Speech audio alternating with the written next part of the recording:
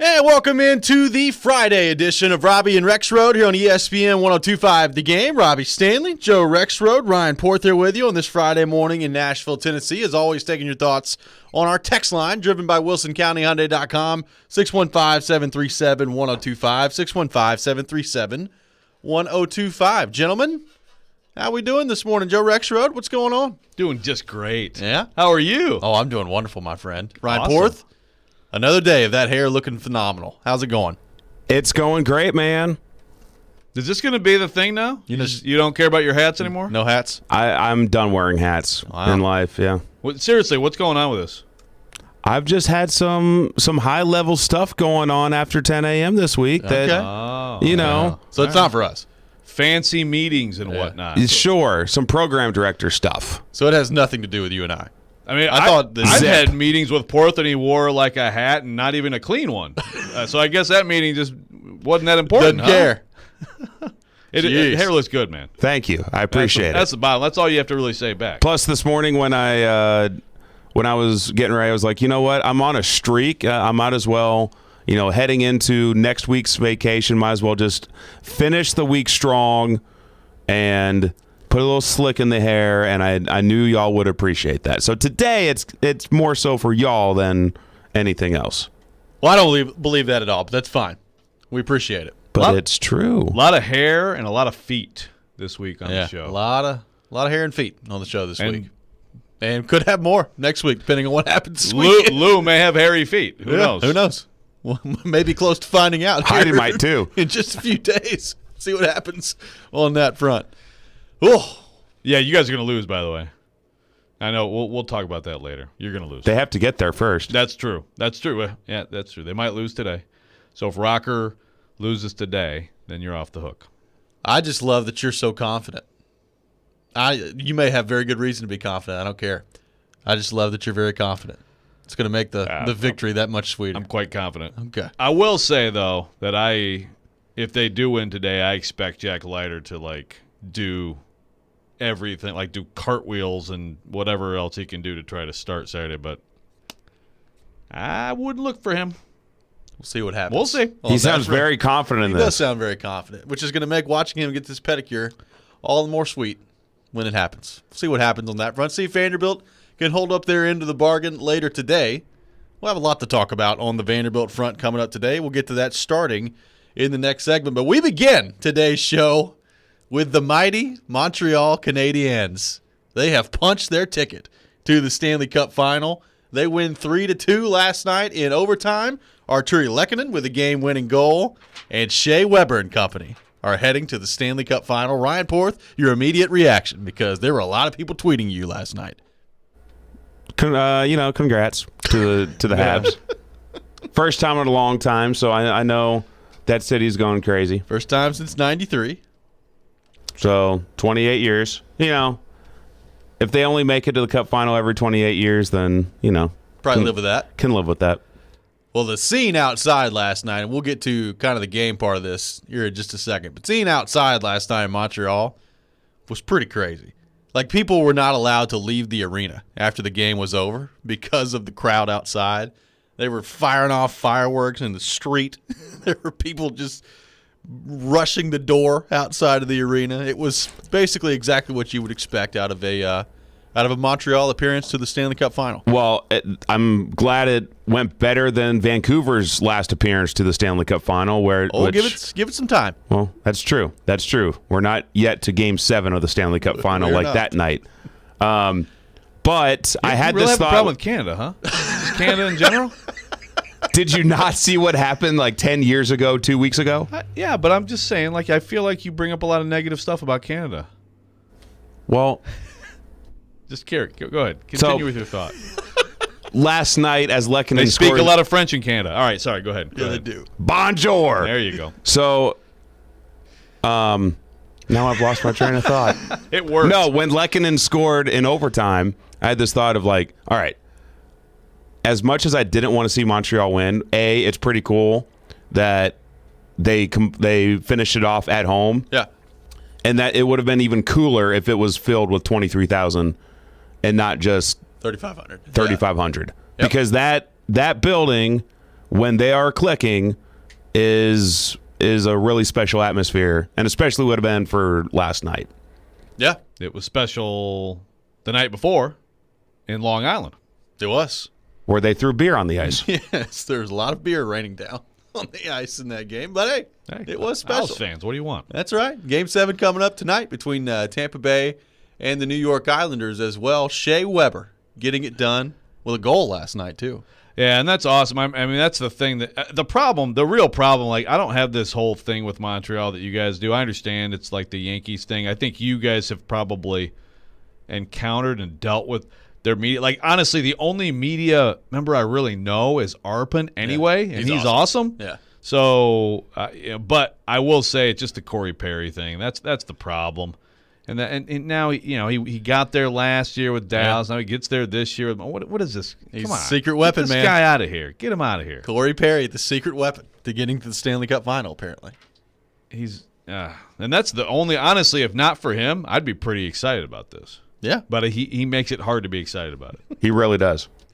Mark Bergevin last night. Did you see him? The Canadiens general manager? What part of him? The suit, the hair, He was feeling excitement it last night after they won. It was amazing to watch him. I have never seen a general manager react that way. It was awesome. I loved it.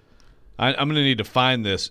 You're saying it was better than the David Poyle reaction when Yes. he got up? That's what I'm saying. Clapping on the, yes. 1,000%. It was better. But in the context of like David Poyle, like right, that was pretty good. It Also, was. he was wearing this like dark red suit and pants. So he was already, looking dapper, if you want to call it that. Yeah. And then he's got Weird. this like silver flow that is like all crazy. And then he goes crazy when they went in overtime. It was quite the spectacle. He got down to the bench and he was like hugging every player and kissing them with his mask on. It was something to behold. I'm looking it up. And by the way, the Poyle reaction is you tweeted that. I didn't even look at that. Yeah. Hey, we're on the same page here. It's what we do here on Robby and Rexrode. Port, do we have the Shea Weber clip from last night after the Habs won?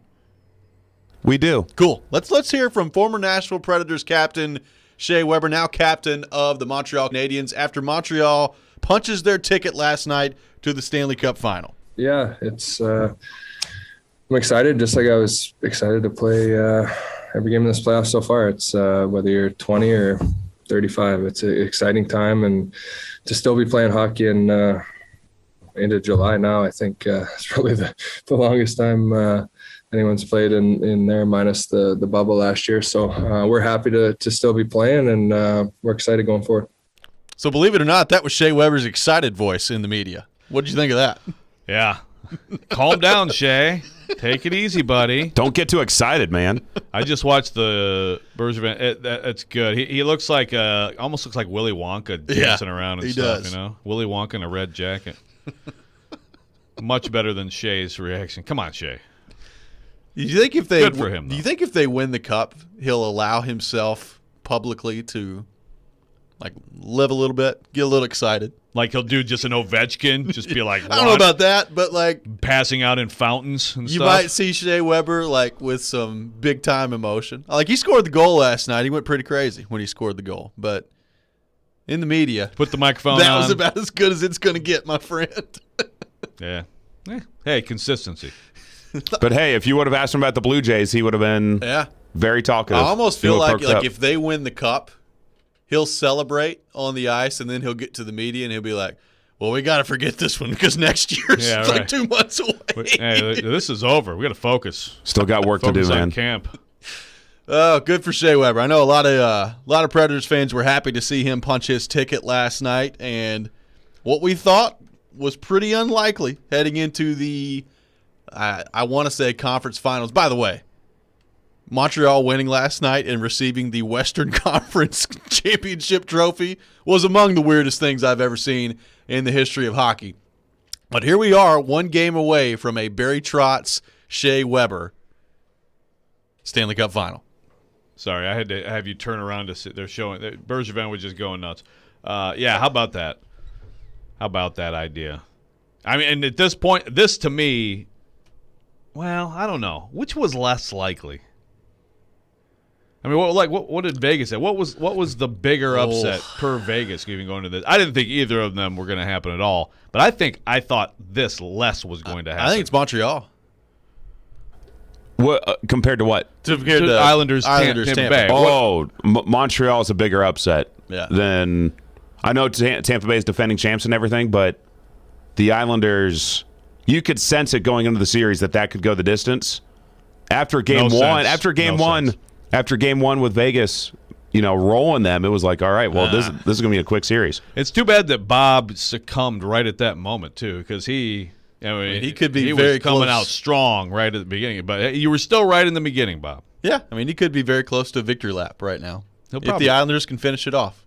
Now, the last time the Islanders were in that building, they lost 8-0. So we'll see if they can fix that heading into Game 7 against Tampa Bay. I would still give Tampa Bay the edge, but I'm allowing myself to maybe believe and hope that it's a Barry Trotz, Shea Weber Stanley Cup final. I mean, why not, man? Hey. And by the way, Ian Safar, producer of Jared and Stillman and Company. Yeah. Jared and Company, sorry. Get the name right, Joe. Should be Caroline and some other dude. Robby and Rexrode. I would call it Caroline and some dude. But Ian made a good point on Twitter last night. Like, this, Montreal there's your classic example of why people say, get in. Yeah. Get in to the tournament, and who knows it. I mean, it happens more in this sport by far, really, than any other sport. Well, I mean, there's egg on a lot of people's faces. I mean, I sat here and talked about, after the first round, maybe we're figuring out this Canadian division's not all that good. Here they are in the Stanley Cup final. Well, the Leafs still suck. We can still make fun of them. I did see the Toronto fans last night saying, just ran into a juggernaut, man. They're going to the final. That's right. I guess they can feel better now. I guess. Or actually, they should probably feel way worse. Yeah. But, hey. In NBA news last night, a rough shooting night for Chris Paul and Devin Booker. They fall to the Clippers, so that series at 2-1. Honestly, Joe, I watched a little bit of that game, and with as poorly as Phoenix was playing and to still be in it for as long as they were, it made me even more confident that Phoenix is going to close this thing out against LA. But good for playoff P.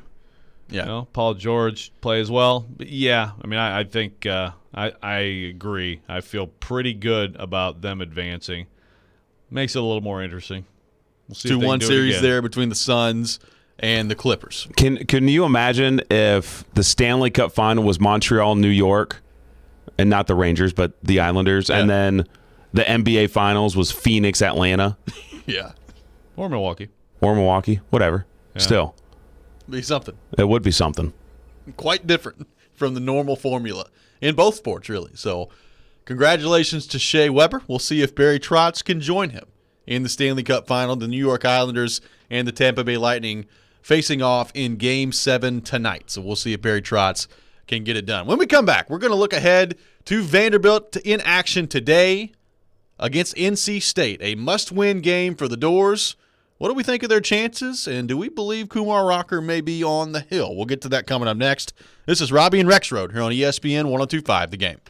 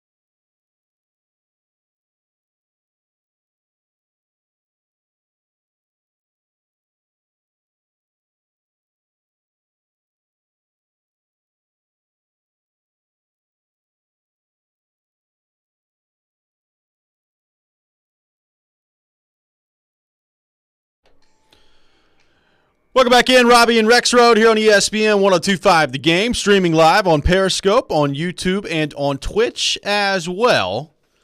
Big day for the Vanderbilt Commodores today, taking on NC State this afternoon at 1 o'clock. Vanderbilt must win to stay alive and force another game against NC State, which would take place tomorrow if necessary. And the question is today, will Kumar Rocker be on the mound? Now, I think we all believe that he will, and it's been this will be 5 days fully of rest since Kumar Rocker has pitched. He pitched last Saturday in the win for Vanderbilt against Arizona. Rocker went 5 2/3 in that game, gave up 3 earned runs, 5 runs overall. So still a decent performance from Kumar Rocker last time, but not the vintage Kumar Rocker that we've come to see and know in the postseason in his time at Vanderbilt. They'll need a bounce-back performance from him today if they want to stay alive against NC State, an NC State team that Vanderbilt has already seen firsthand. It can be very difficult to score on that team, so you're going to need a good pitching performance from Kumar Rocker today. Joe, this is part of what kind of went through my mind as Vanderbilt had the dramatic comeback win against Stanford a couple of nights ago was, all right, you've let them off the hook. Now you've given them more opportunities. And you give a guy like Kumar Rocker another opportunity, my guess would be that he's going to make the most of it, and we're going to see a pretty good performance today out of Kumar Rocker. What are your thoughts as Vanderbilt heads into this game, an elimination game against NC State this afternoon? Yeah, I mean, I'd be pretty surprised. You know, that's the one time ever in this tournament that he's looked human, and even that had something to do with the defense behind him early. I mean, that inning could be totally different if there's better glove work behind him. And then I think he set down 16 in a row against Arizona. Yep. Gives up the 2-run bomb, so ultimately it's not his best. But, yeah, that'd be quite surprising for him not to come out strong today. I definitely expect him to pitch, and it is one fewer day of rest than normal. But you know, he didn't – I keep meaning to look back at his pitch count, but it wasn't massive. He didn't reach triple digits. I don't believe in that game. So he should be good to go, and that's big for them. And, of course, NC State, same Highfill, the guy who was really good and really frustrating. He did have 101. Oh, okay, 101. Yep. So there you go.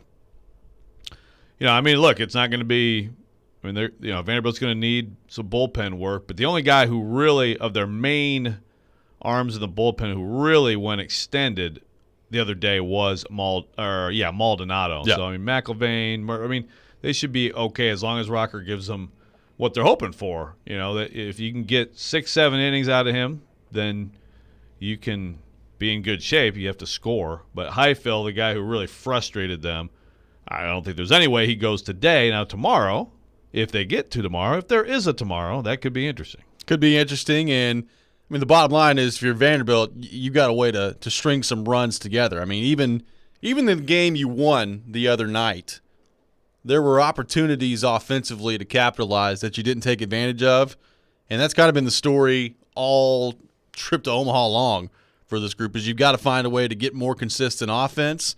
We saw Enrique Bradfield come up with a huge hit. We saw Javier Vaz continue to play well since coming into the lineup. But this NC State team has been on a roll ever since they got absolutely shelled by Arkansas in the Super Regional and gave up 21. They haven't lost since, and they've been outstanding both defensively, and they've come up with some timely hits as well. We know NC State can pitch, and they can play pretty good defense. You've got to find a way if you're Vanderbilt, regardless of who's on the mound today, to break through offensively. And the good thing is, and this was the same story with Leiter as they were playing against NC State as well, you might only need 3 runs today, 2-3 runs, if Kumar Rocker looks like Kumar Rocker that we've seen all postseason long essentially to this point. Maybe, yeah. But it is, I mean, look, there's still, incredible at-bat from Javier Vaz. Obviously, Bradfield. They need Bradfield. And Bradfield also got on. They got picked off. One of those mental errors early in that game. But you feel good about him. There's some guys they need to get going. I mean, it was big that Keegan had really been struggling, hits the 2-run bomb. obviously he's a huge part of what they need to do offensively. I wonder if there might be some kind of, some changes. I mean, Spencer Jones gives you one of your best at-bats the other night, as a pinch hitter. And just because he slapped it the other way just enough to get on base, and, of course, you inspire the air. But there's some guys that they really need to get going. Isaiah Thomas is a guy who has not, he's struggled in. He's got one hit in Omaha. Yeah, in Omaha. They're really up and down the line. But, look, you get to this point, and you're facing really good pitchers, and this is a super young lineup.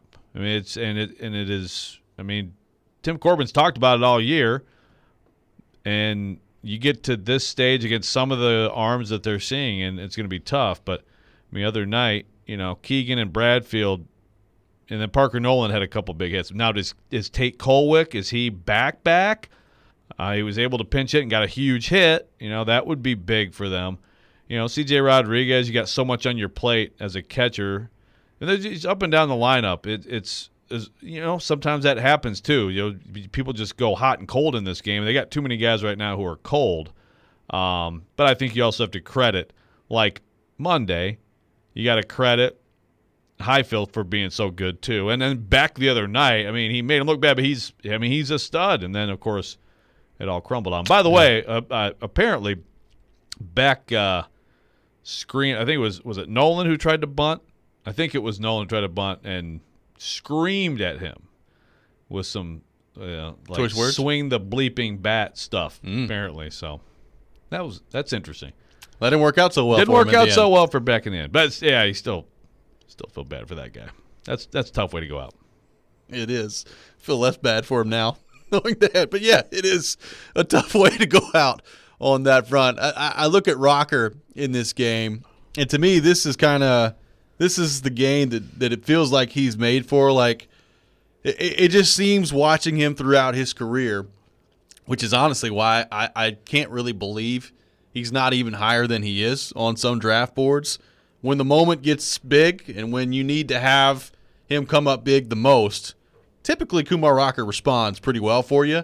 This is another opportunity for him today. I don't know at this point, a couple of weeks away from the draft, how much people's boards are really going to change at this point. But if I'm at the top part of that draft, I'm paying pretty close attention today because this is exactly what you want out of a pitcher, is coming in big game moments and rising to the occasion, which he's done time and time again for this Vanderbilt team. Yeah, this could have an impact, on what happens in the draft. It's possible. I mean, he's going to go in the first.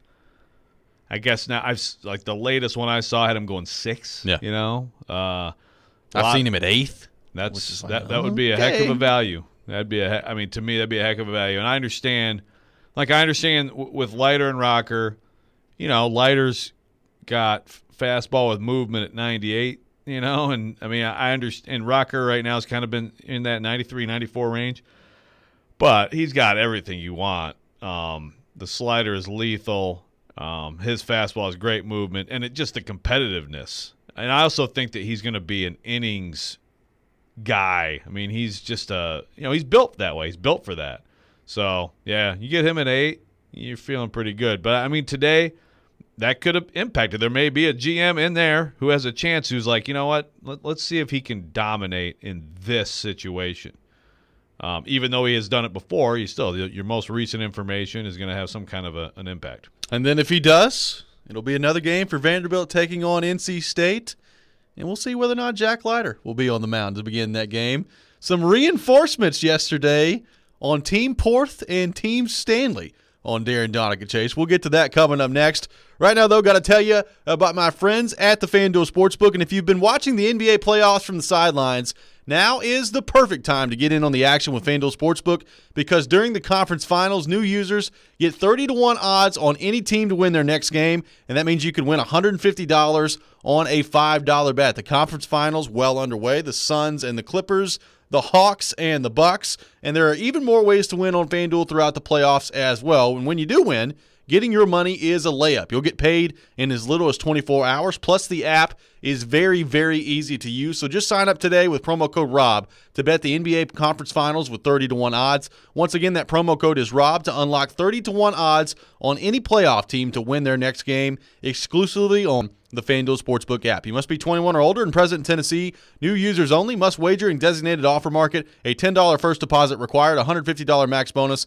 See full terms at sportsbook.fanduel.com. Got a gambling problem? Call the Tennessee Red Line at 1-800-889-9789.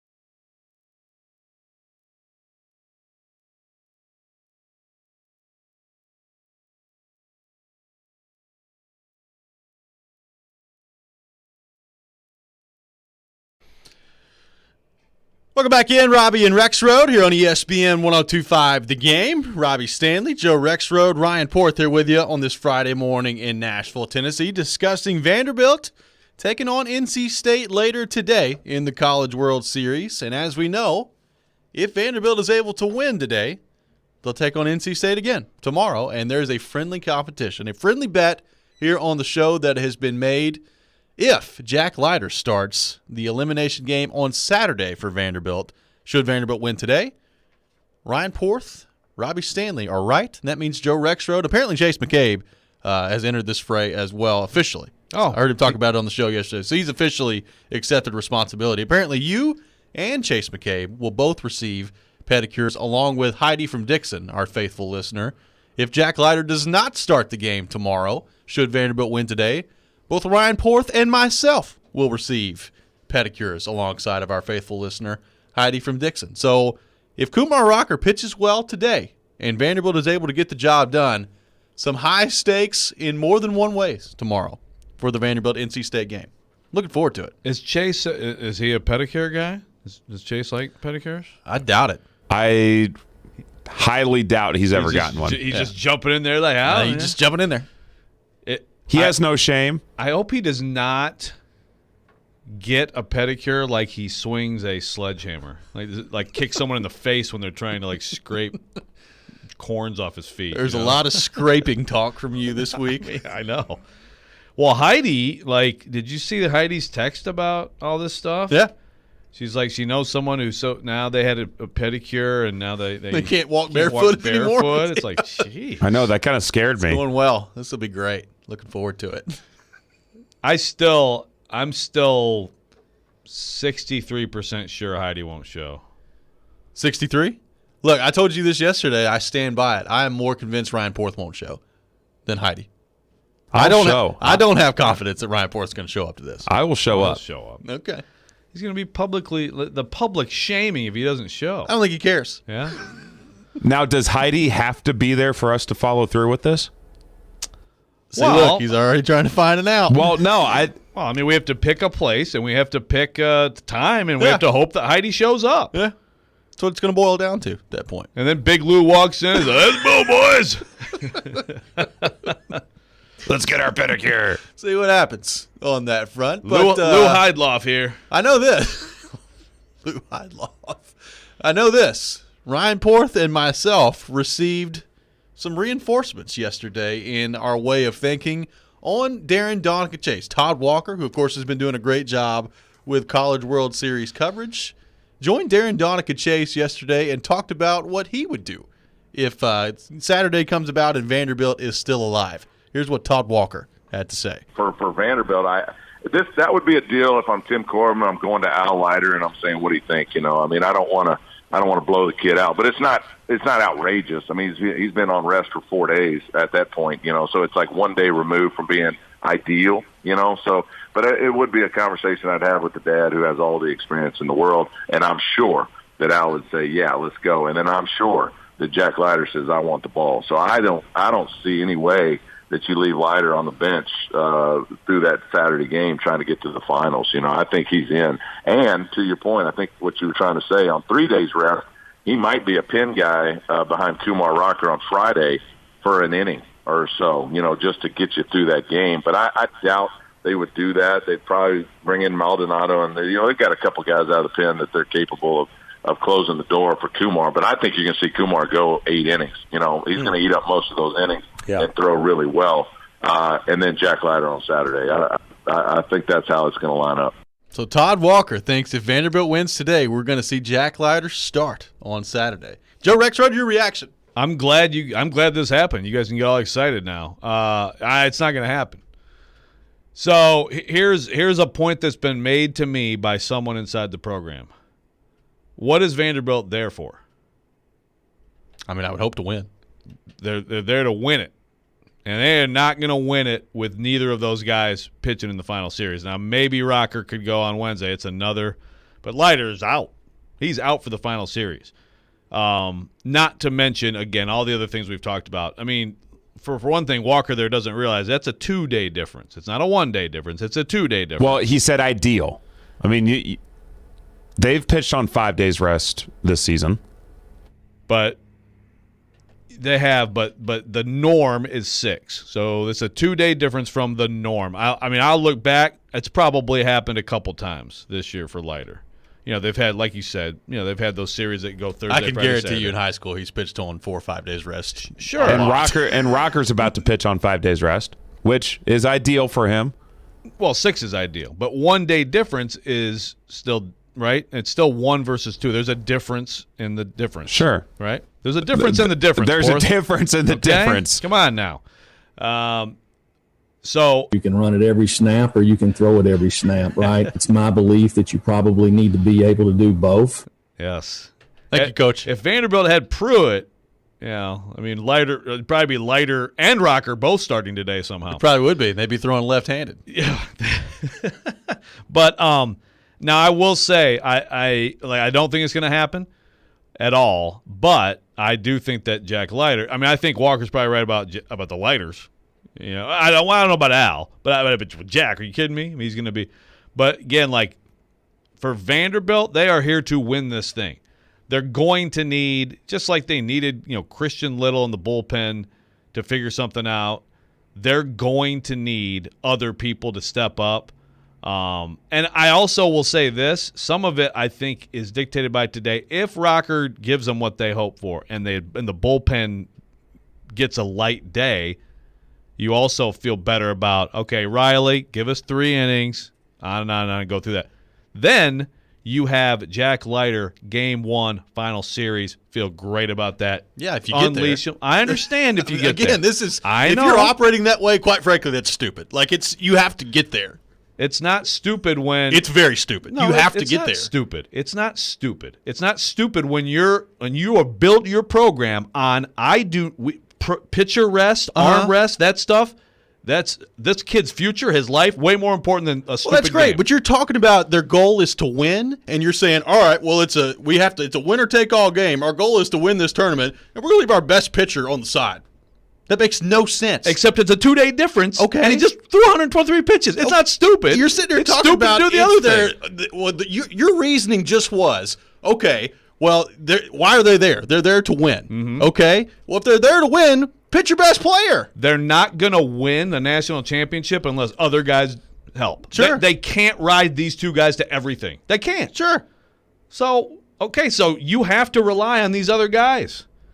But so if you get through this game Saturday. What's a better chance of success? Jack Leiter 2 days earlier than normal after 123 pitches, or Jack Leiter totally fresh in the final series? What's a better chance of success? He has to get there. Great. You're not gonna win if you don't win the national championship, then great, you got to the final series. Yay! You got another game. You got to the final series. You're there to win a national championship. You have a better chance of Jack Leiter winning you a big game if he has his normal rest and there's no question about it. I can tell you this. You can get there. If they get there on Saturday and Leiter doesn't touch the field and they lose, have fun explaining that one. That'll be great. I don't have a problem with that at all. So let's go into the final series and you don't have either of those guys. Yay! You're not going to win crap. How do you know? Well, you have to get there. You're trying to win a national championship. Exactly, and you have to get to the national championship in order to win one. So you have your best players who don't play in the final series. Yay! Good luck, Vanderbilt. There's a mic there, Joe. Yeah, there is a mic there. there. It was a good clap. Other than that, I mean, look, if it was 1 day difference and he had pitched 100 or 90 pitches, and then I think it's a stronger case. But a lot of factors here add up to it's not going to happen. I mean, look, you may be right. It may not happen. The pitch count thing to me, you're talking about one time. It's not like you're throwing him on 4 days rest 3 times in a row. It's one time. It's really not that big of a deal. Well, look, that's Corbin's thing, which is interesting here. Jared talk about in the old days. It's obviously changed. He's huge on that stuff. I mean, that's how he's gone about his business. And I do think that Leiter could see the game. I think, okay, Jack, we see this all the time. Like back the other day, an inning and a half, 2 innings maybe. That, I think, be ready, but. So you throw him 2 and then you're going to start him a couple days later? Well, you're probably not going to start him. Then you're not going to start him on Monday. But you'd still be able to have him. If you start him and have a full thing from him on Saturday, he's done. You don't have to have a full thing from him. Wow. Okay. So on that point, would tomorrow be on a normal 6-day rest? Would tomorrow be his throw day, to go throw in the bullpen?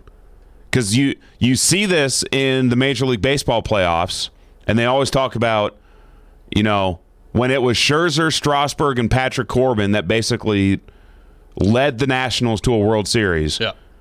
Those starters, when they were on their throw day in the bullpen, instead of doing it, in the afternoon, they went in there and did 1 or 2 innings in the 7th and 8th. Yeah. Right. So that could be a natural thing for him to throw 30 pitches on Saturday out of the bullpen, right, and still be fine. Well, I think a lot of that on depends Monday. on That's the inning. If right. Saturday is his quote unquote throw day to prepare for that next start. Well, I think a lot of that depends on today too. How can Rocker eat up 7 innings today and your bullpen's still in good shape? If you've got Maldonado that doesn't have to pitch today, probably feeling a lot better about just throwing in Maldonado for 3 innings tomorrow too. Right. And it's also, look, Leiter's going to campaign for it for sure, right? Of course he will. And it's going to be, they're going to see how he feels, and maybe it could be it's he's begging for it. Al says, come on, let's do it. and he feels great. But I'll tell you, like right now, I don't think that's at all the plan. And I get it. But that is part of the discussion is like, okay, the big picture here is, I understand you got to make it, but the big picture here is like, what's the best formula to win the thing? You know, you're gonna need O'Reilly to give you a few innings. You're gonna need a McElvain to give you a few innings.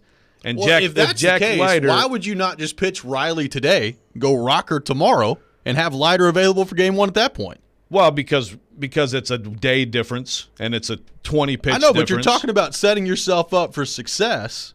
Why would you not do it that way? Like you're sitting here telling me at some point you're going to need somebody else to step up, but today they're going Rocker. They obviously feel like today's pretty important to have Rocker. Right, but there's a difference between Rocker today and Leiter tomorrow. That's why. I understand that. That's the answer. At some point, you're going to have to. It's 1 day difference. Okay, a day doesn't matter. No, it does not. Okay. I think it matters a lot. And I also think that Rocker is a much bigger guy. He's an older guy. I think there's less concern about him than there is about a Leiter who's a sophomore, who's in his first tournament ever. I mean, there's a lot of things that are different between those two situations. If you have a chance to go with Rocker and it's just 1 day difference and he's done the 5-day thing, yeah, go with him. If Leiter was in the exact same situation, same thing, but it's not going to be the same situation tomorrow.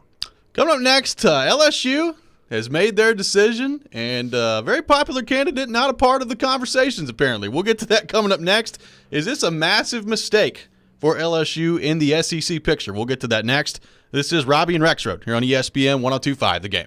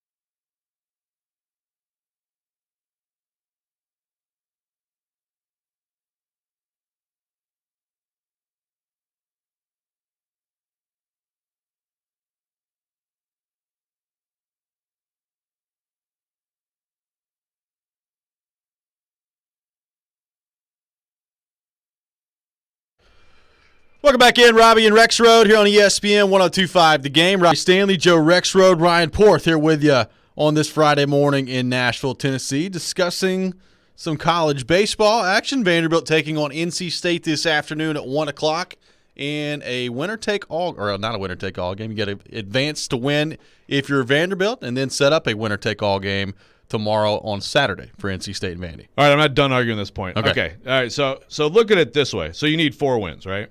Correct. So let's say they go with Leiter and start whatever.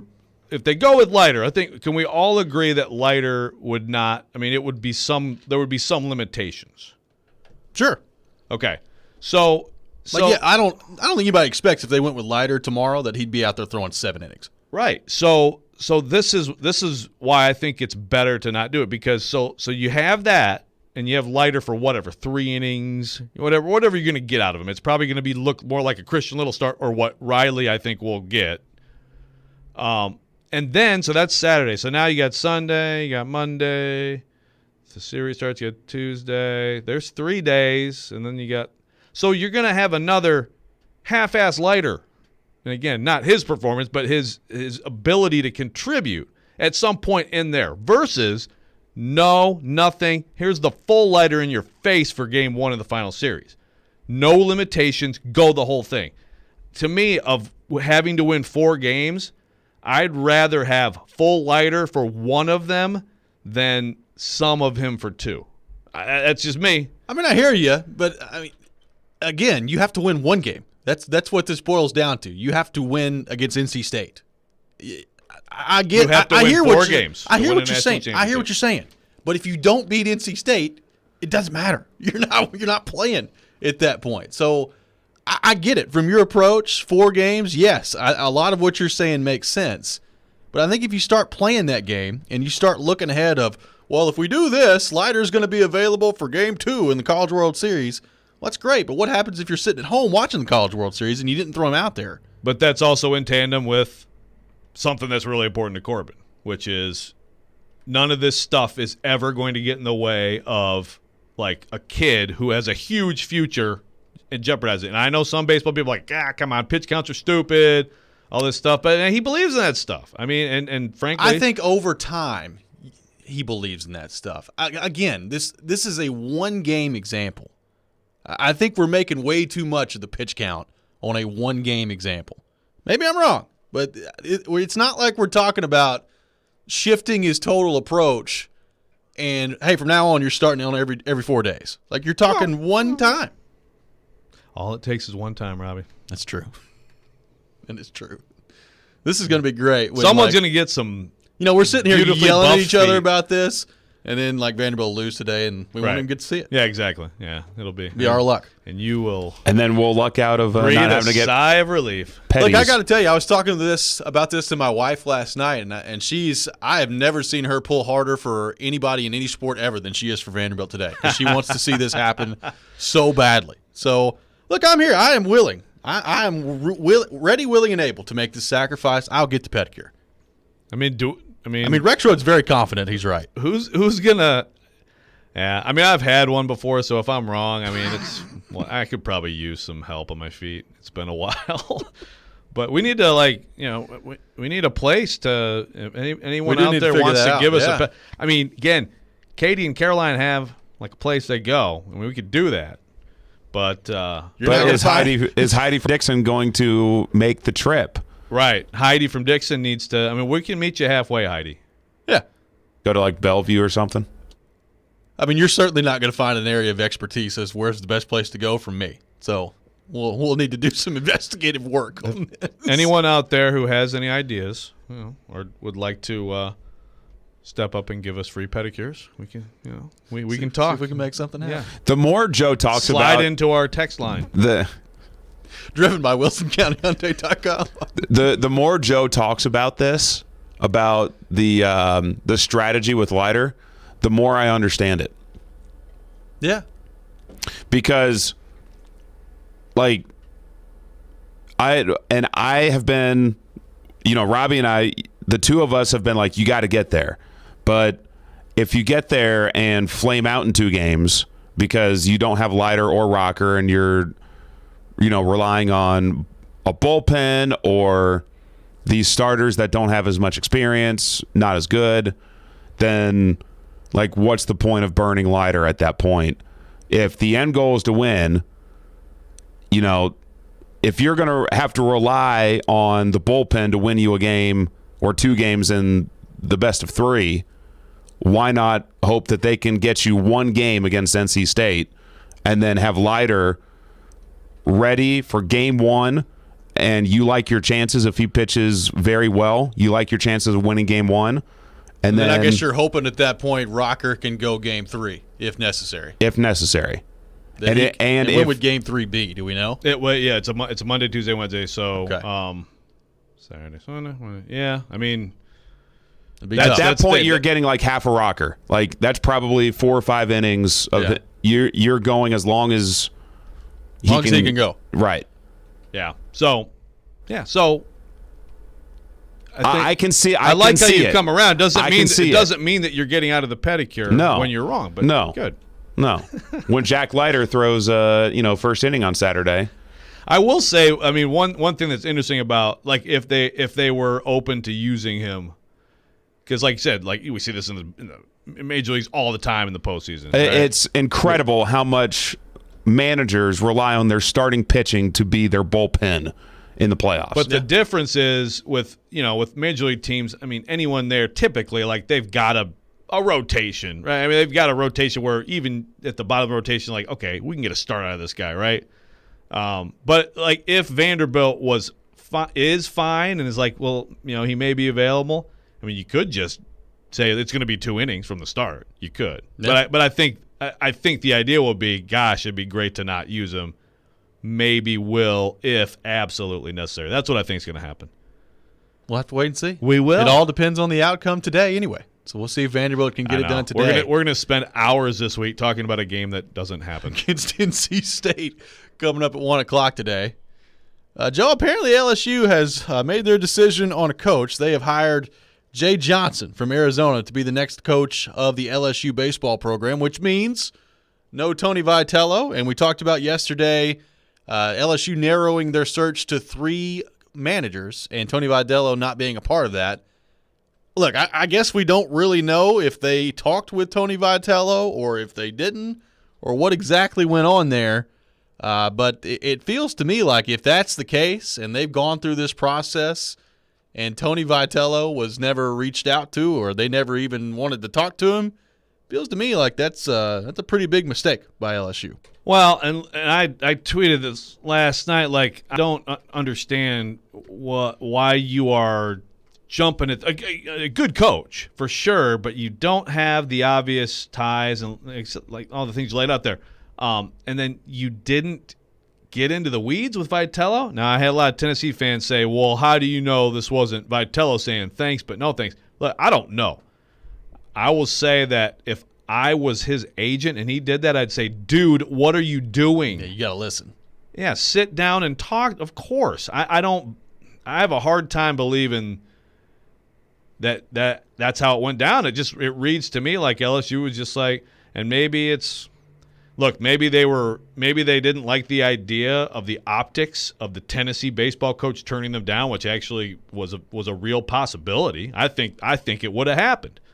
There's a little bit of the arrogance of we're not going to need to hire the Tennessee, right? There's a little bit of that, maybe. But I just think it's a mistake. I think it's a mistake. If it is as it reads, I think LSU that's silliness. Now, it doesn't mean that Johnson won't be good. I mean, gosh, you can win there. By the way, sensitive fans on the sensitive fan front, Vanderbilt and Tennessee both fantastic at times.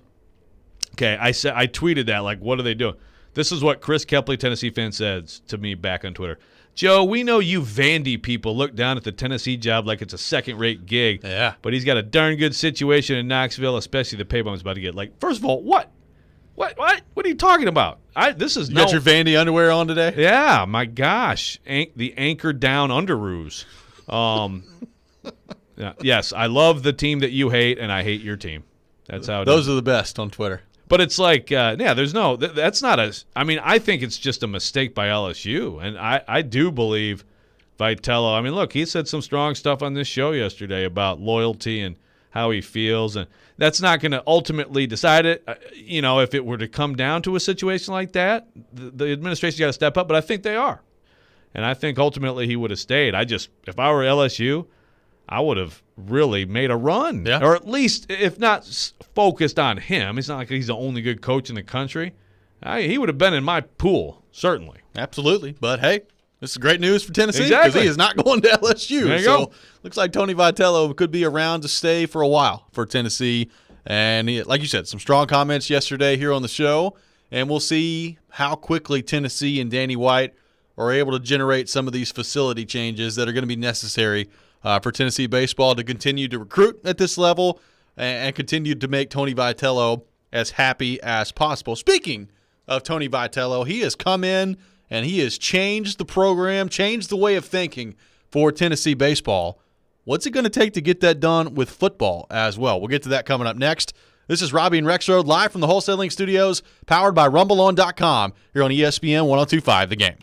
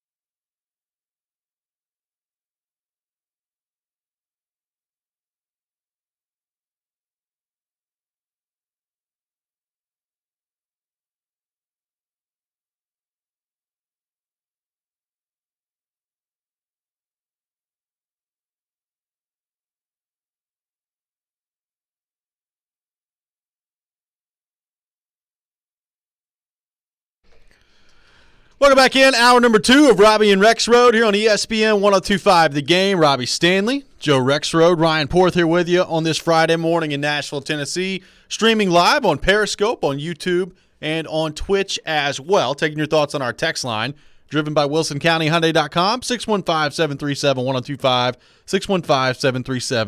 615-737-1025. Lots of love so far for Joe Rexrode on the text line this morning. A lot of people in support of your Jack Leiter theory. Really? Oh, yeah. Oh, my goodness. Like, I think unanimously. That's a bad sign. No, there's one person that says Okay. I'm on Robbie's side. Okay.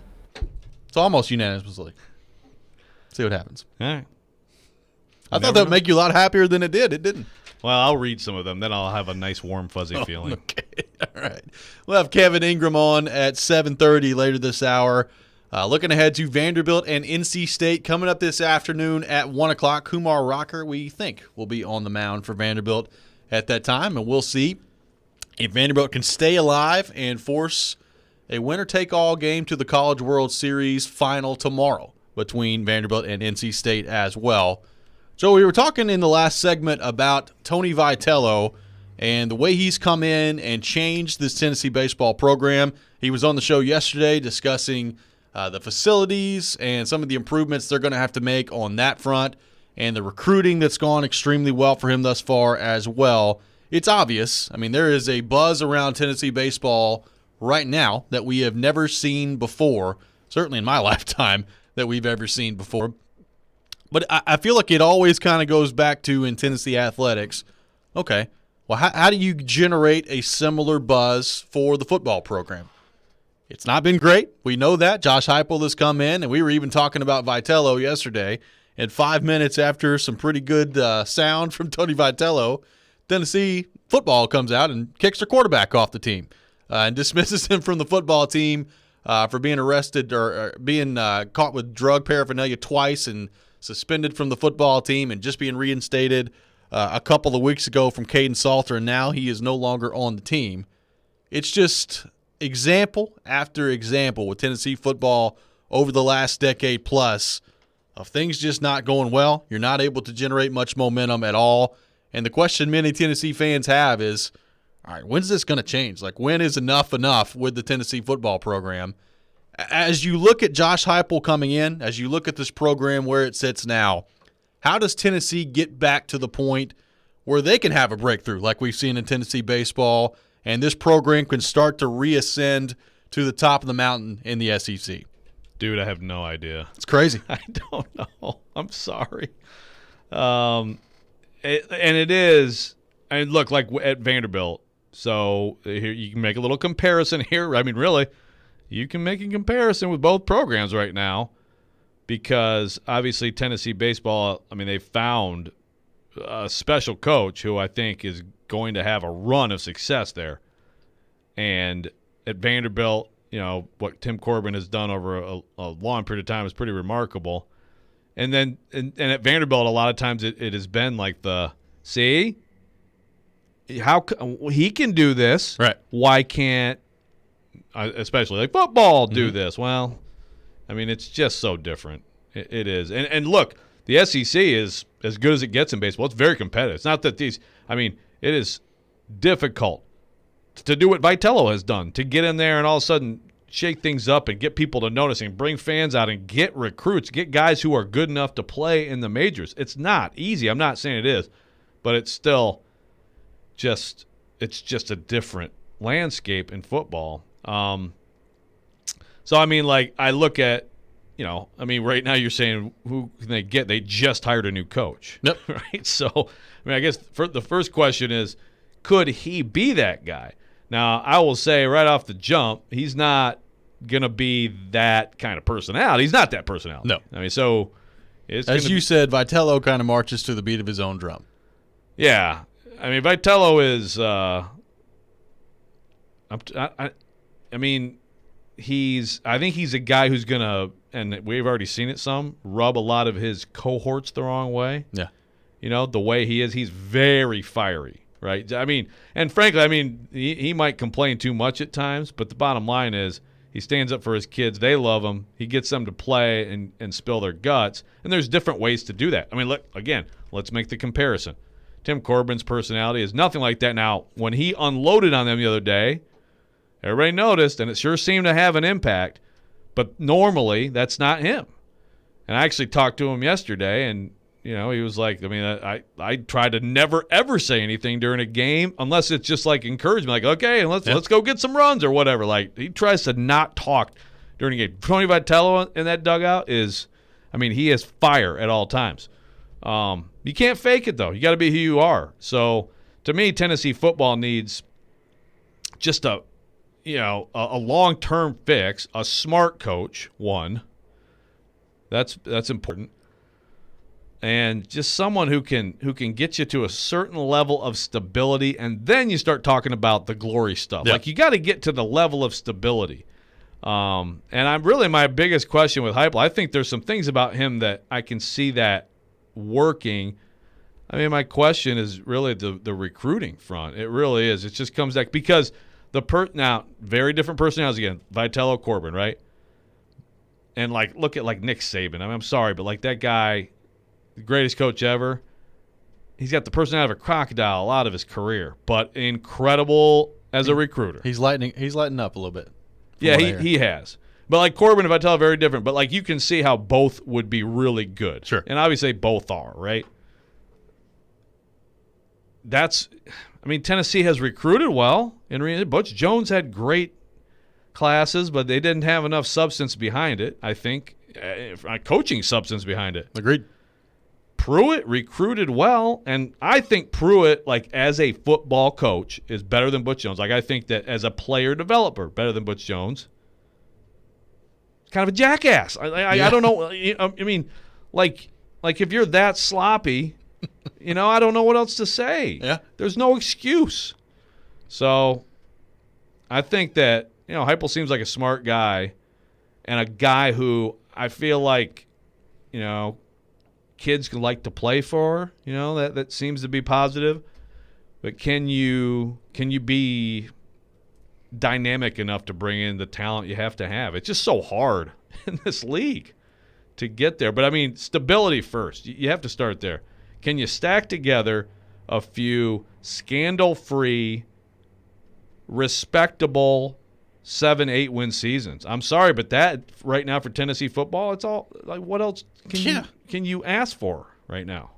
That's got to be where you start. And look, they've not been able to do that consistently over the last decade. So that to me is where you start.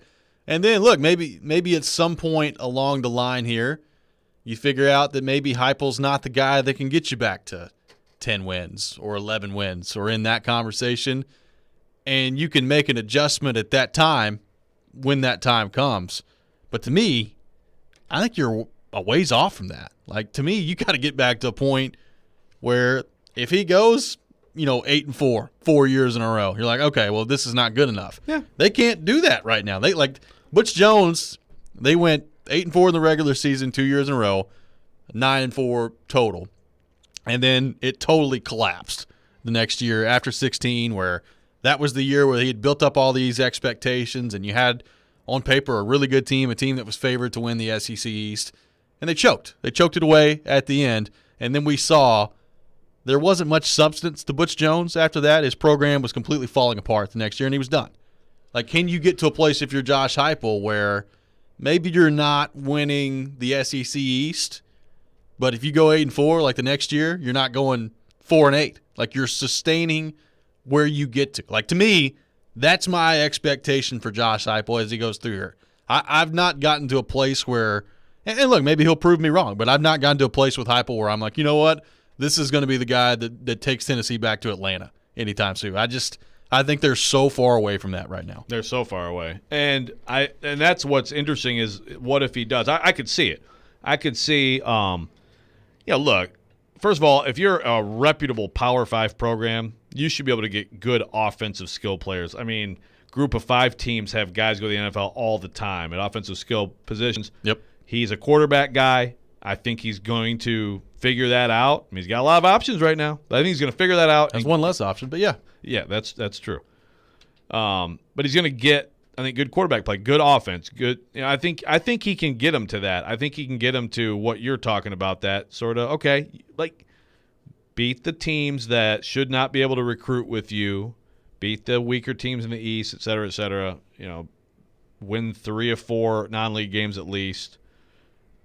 At some point, I still think it's going to be okay, well, it's not good enough, and you move on. But even if that's now, is it a longer clock now? I would think maybe. I think it needs to be, but is it going to be? That's the question. Look, we know Tennessee, and we know the fan base, and you can kind of approach it that way right now if you want to. But you and I both know if Josh Heupel goes 7-5 his second year, they go 8-4 his third year, the expectation is going to be, all right, here they are. They're right on the doorstep to Atlanta, and if they don't get there, the noise is going to start. I mean, that's what it is with this program. I think at times that can be a pretty big detriment to them because you're not able to really build any sustained success that way. But that also is those are the expectations that come with Tennessee football. Fair or unfair, that's what they are with this fan base. The interesting thing will be, I mean, this is very, I think, possible. If Tennessee goes like 4-8 and 5-7 in his first two, I mean, at that point, I still think most Tennessee fans, not the loudest, but most, are still gonna be like, okay, look all that has gone on. Like you can't even talk. Now look, there's gonna be a loud screaming about this guy's clearly a mistake hire and all that stuff. But like to me, I mean, you have to say 3 years. We'll talk after 3 years, unless it's scandal riddled to me. And look, I mean, Danny White, pre-existing relationship. No AD ever likes admitting he botched the most important part of his job that quickly. So to me, he's going to be here. But if it is like that's where it'll get interesting because the noise, although, again, I don't think it'll come from the majority of the fan base, there's some loud noises that come from that fan base without having to have a majority. You think if it goes like that Tennessee fans will follow Danny White's advice and just text each other instead of putting it on social media? Probably. Think so? They'll set up like their own little private channel. Yeah. They'll do some Zoom calls and just vent that way. Keep everything very positive on social media. Yeah, they won't talk to any of the players or any of the. Yeah, I think so. No tweeting at recruits. I think what he said is totally going to resonate. I think it's very reasonable. Yeah. We'll continue the conversation on Tennessee when we come back, including a little bit deeper dive into Josh Heupel. Let's take the temperature of the Tennessee fan base on Josh Heupel. Do you feel better since he's been hired? Do you feel worse?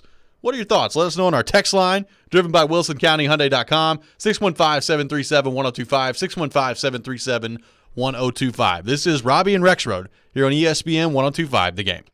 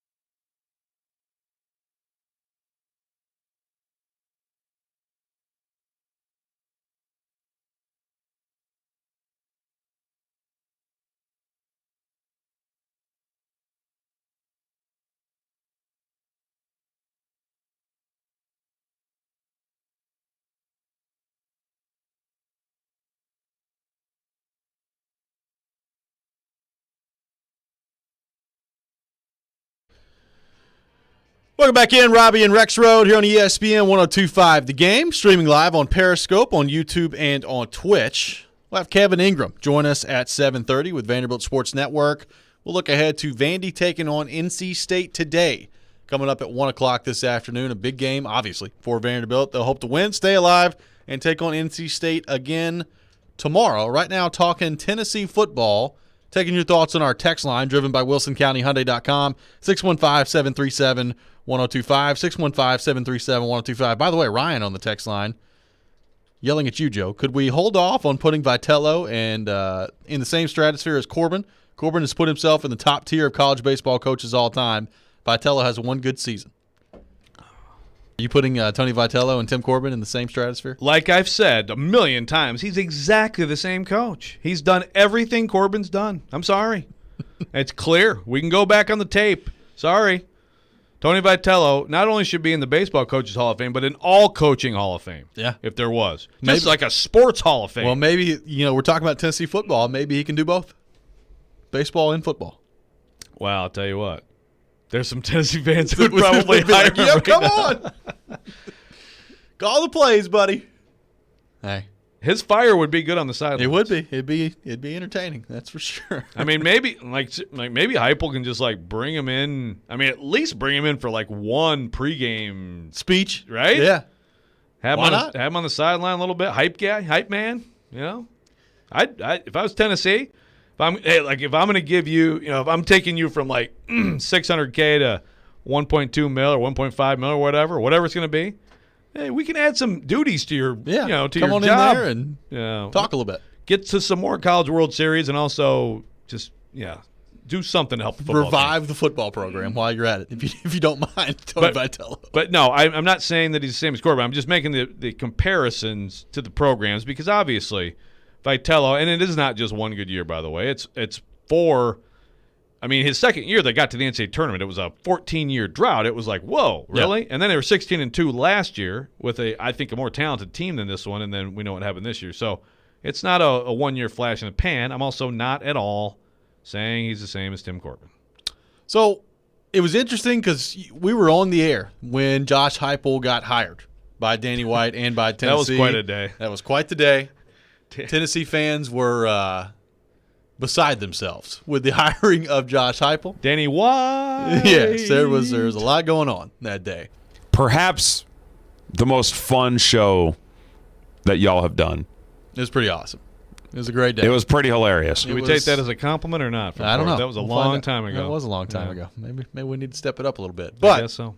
I mean, it's not every day that you have it's not. a Tennessee coaching search all come to fruition in a matter of 45 minutes while you're on the air. It was with just an unbelievable hire. Yes, it was quite something.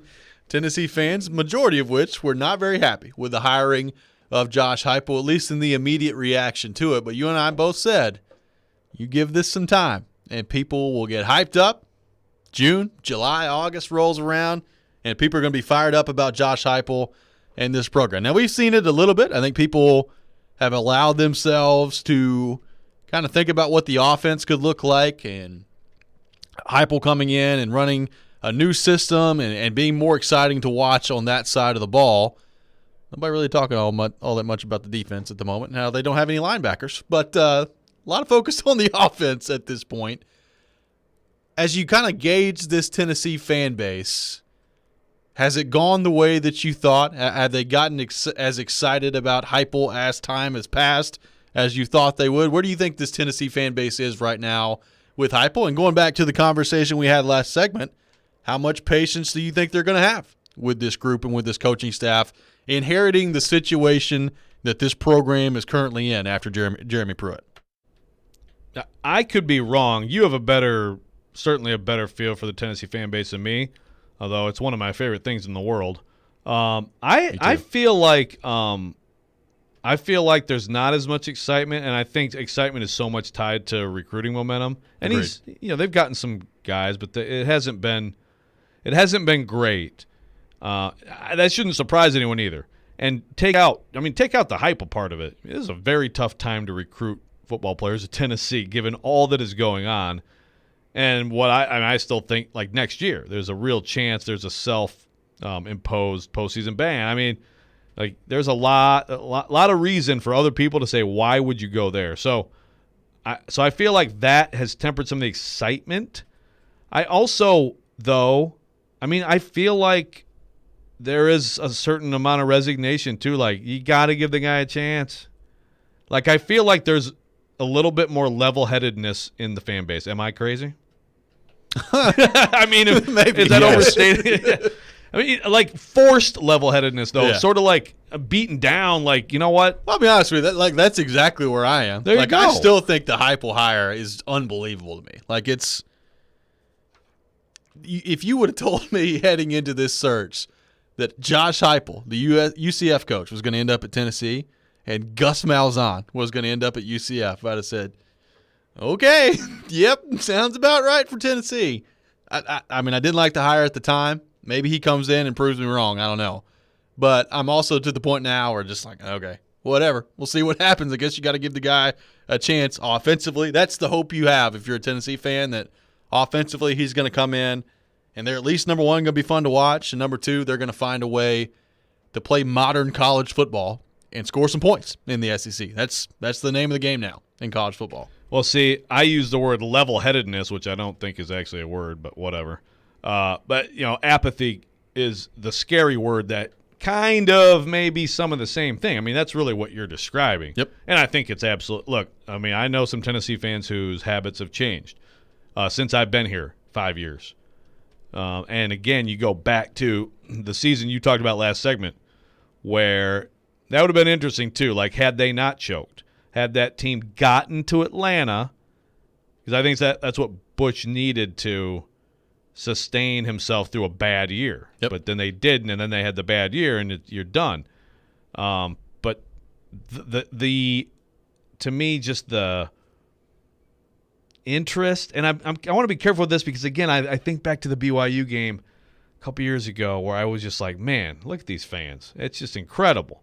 The week after that loss, Yeah. But they, you know, it's like they want. So it's such a huge and passionate fan base, but I think there is a lot of apathy, and apathy relative to how it used to be. Now, relative to other fan bases, I say it's still pretty strong, but it's gone the wrong way, and I guess for Heupel's sake, again, that maybe that's part of what helps him just have more time, because it's like, this stuff, it's just not working the way it's been going. But I don't sense the excitement that I guess anticipated. I will say also, though, that just because of the year we've had, people are going to be excited to pack that place, right? And now, will they actually pack it? No, but I mean, like, to be in the stands, you know, without masks at a Tennessee football game. Yeah. Like, some of that will help. But expectations are pretty low right now. They are. Now, I will say, with the non-conference schedule they got this year, with Bowling Green and then Pittsburgh, which is a tough game, and Tennessee Tech, if they can beat Pittsburgh and they're 3-0 heading into that Florida game, it'll be back.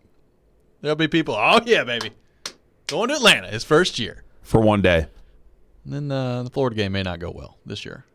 Yeah, probably not. Well, honestly, I mean, if they beat Pittsburgh, I think that's a real good win early for Agreed. for Josh Heupel. I mean, it's not a You start by not losing a to Bowling Green. yeah, right. It's not a flashy program, but they, you know, I mean, it's a solid program. I think they're already 2 touchdown underdogs against Florida. Is that right? Mm-hmm. Already looking ahead, huh? The lines are out there.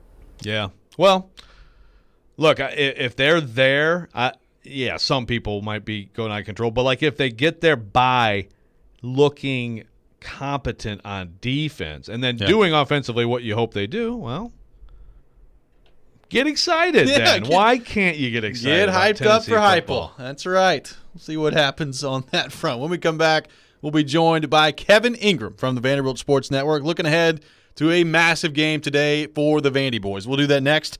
This is Robby and Rexrode here on ESPN 102.5 The Game.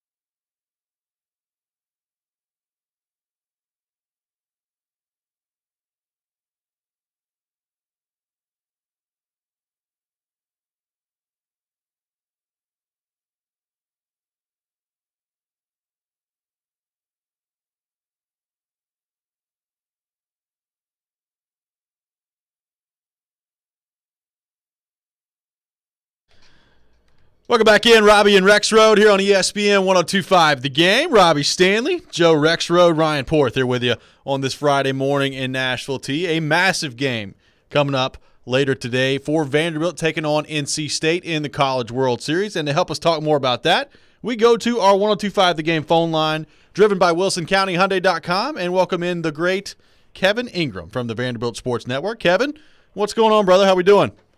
I'm good. I'm out for my morning walk to Iowa, which I've completed pretty much every morning we've been out here. You can walk. It's not as far as it sounds like. You can walk across the bridge over to Council Bluffs, Iowa, and back. So from the hotel, it's about 3 miles round trip. So that's what I'm up to this morning. That sounded Nice. very impressive, Kevin. I thought that a world-class athlete was on our hands here on the phone line.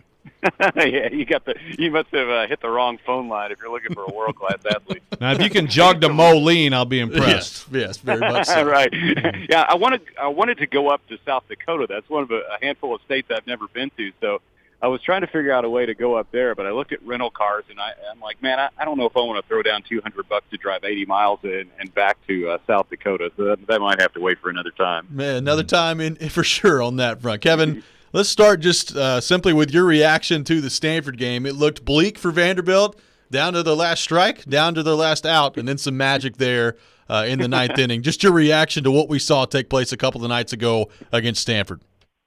Yeah, I think bleak is a pretty accurate description, Robbie. I mean, he was down to the last strike with Javier Vaz at the plate. He's looking at a 1-2 count, and he somehow was able to work a walk against Beck, who's one of the best pitchers in the Pac-12, and had really been mowing him down at that point. I mean, he'd been striking out everybody, got the first 2 outs of the ninth, and at that point I was literally thinking, man, this is going to be a tough ride back to Nashville tomorrow for everybody, but all of a sudden here comes the rally. That 27th out can be the hardest one to get sometimes, and that turned out to be the case there. So, Vaz gets the walk, and you bring up Spencer Jones in a pinch-hitting role. He gets an infield hit, and the shortstop throws it away, and next thing you know, it got runners at first and third with a tying run 90 feet away, and a big hit by Enrique Bradfield on the first pitch to bring home Vaz from third and tie it up. And then, with runners at first and third again, you get a wild pitch and you win that way. It was insane to sit there and watch it all and just watch how it unfolded and think that was about the most improbable way you could win a baseball game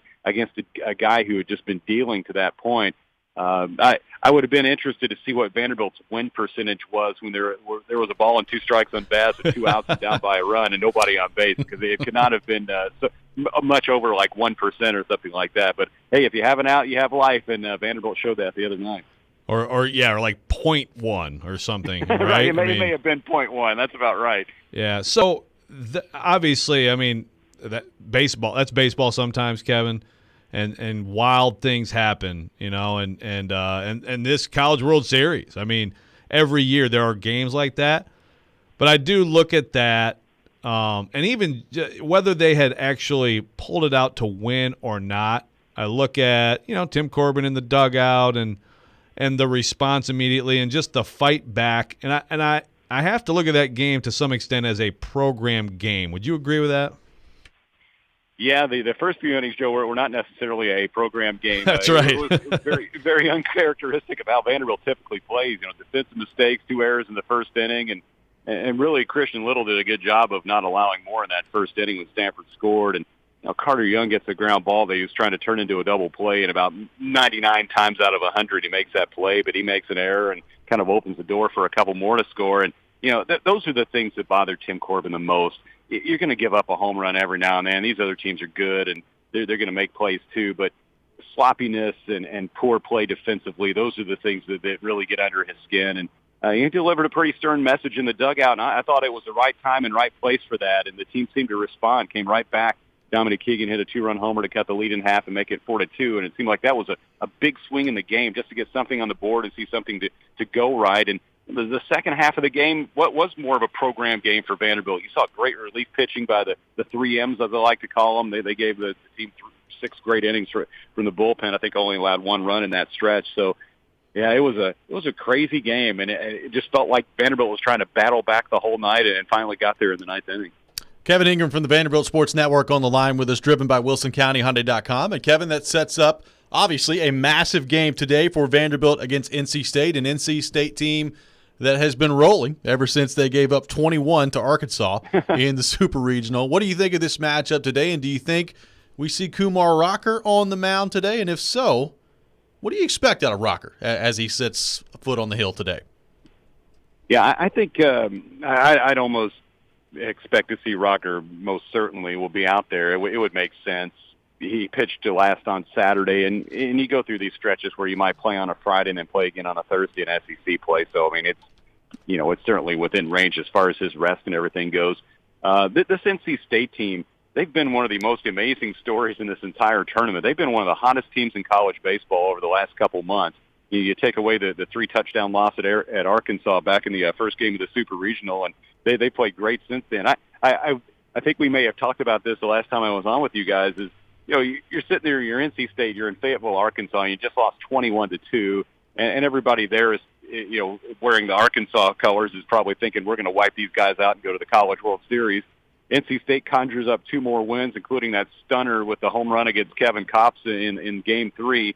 Next thing you know, they're here in Omaha. They've won 2 games, and they got a chance to go to the finals with 1 more win. It's a crazy run, and you see these teams every now and then. They just get hot at the right time, and after a terrible start to the regular season and a poor start to ACC play, NC State really got it together. They played well down the stretch and made it all the way to the championship of the ACC tournament. So, yeah, they've played great. They have, it's a veteran team. It's kind of a set lineup, and you know what you're getting. I mean, there's not a whole lot of mystery to who they're going to put out there, where they're going to bat, and all those things. But I really expect Kumar Rocker to come out and give us a Kumar Rocker type performance today. There were some mistakes early in that game, and he came out against Arizona the other day, and they put up some runs early.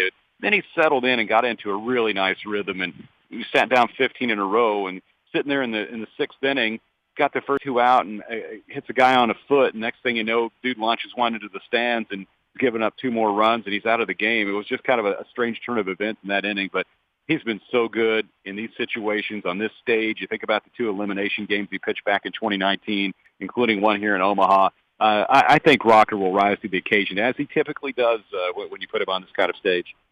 Kevin, do you like pedicures? Pedicures? Yeah, you pedicure guy? I've never had a pedicure. Now I've clipped toenails, and I've clipped my son's toenails, which get kind of funky sometimes. That's what you do. But no, I wouldn't be able to give you an honest opinion on a pedicure. I'm sure it's nice, but that's not something I've done before. Maybe I should try it. I might have some time here in Omaha. That's a very weird question. I apologize for that. But I'll give you the quick backstory. The reason I ask, we have pedicures on the line because we do, and I do. I want your opinion on this. I'm saying, and of course we're leaping ahead, like Willie Donick would not even field this question because we're talking about if they win. But I'm saying that I don't believe Jack Leiter would be the starter tomorrow on 4 days rest. And these guys, Robby and Ryan Porter, are saying that he would be, and pedicures are on the line. But in all seriousness, what do you think about that decision if it gets to that? Okay, Joe, let me ask this question. Do you win a pedicure if you're right, or do you have to get a pedicure if you're wrong? You have to get one. I've had one. My wife and daughter got me in there one time, and I thought it hurt and tickled and was really weird. Sounds like a terrifying experience. And so these guys are freaked out, too. So you have to get one if you lose. Okay. Well, I think I would probably side with you because Jack Leiter, he pitched on Monday. He threw 123 pitches in that amazing performance on Monday against NC State, which was a loss, 1-0. I don't know that they would bring him back for Saturday. I would guess if we see him again, it would be on Monday in the finals. That's just a hunch. I may be completely wrong. They may say, you know what, he's good to go. We're going to put it back out here. Our season's on the line on Saturday. But my gut would say that you might not see him until Monday if Leiter pitches again here in Omaha. We need to all apologize to Vanderbilt because we're talking way too much about this game we don't know is going to happen. I don't even know who we're playing tomorrow. I have no idea who the opponent is on Saturday. I'm only looking at today's game. That's right. That's exactly. Right. That's actually, I do know who Vanderbilt would play tomorrow. Gotta say, I Kevin, get what you're saying. That did not make me feel great about my prospects for a pedicure coming up. So appreciate you on that front. Kevin Ingram from the Vanderbilt Sports Network has been our guest here on Robby and Rexrode. Kevin, great stuff as always, man. Appreciate you taking time to join us this morning. Hey, anytime, fellas. Absolutely. Kevin Ingram, one of the best out there, and he'll be on the call later today coming up for Vanderbilt against NC State. When we come back, it is that time of the week. Time for Call Your Shot Friday here on Robby and Rexrode. We need your bold predictions in the world of sports. It could be with Vandy baseball. Predators off-season talk, maybe the Stanley Cup final, everything is on the table. 615-737-1025, 615-737-1025 on our text line, driven by WilsonCountyHyundai.com. We'll do that next. This is Robby and Rexrode here on ESPN 1025, The Game.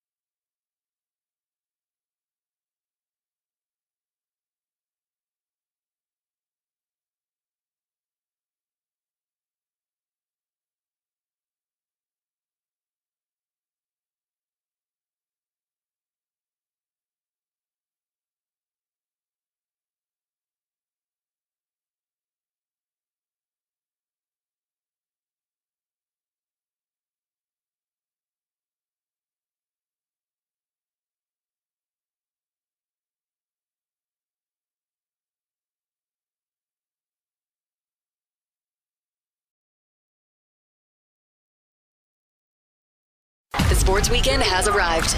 You know what that means. Shoot your shot. It's time for Call Your Shot Friday with Robby and Rexrode on ESPN 1025 The Game and the Game Nashville app.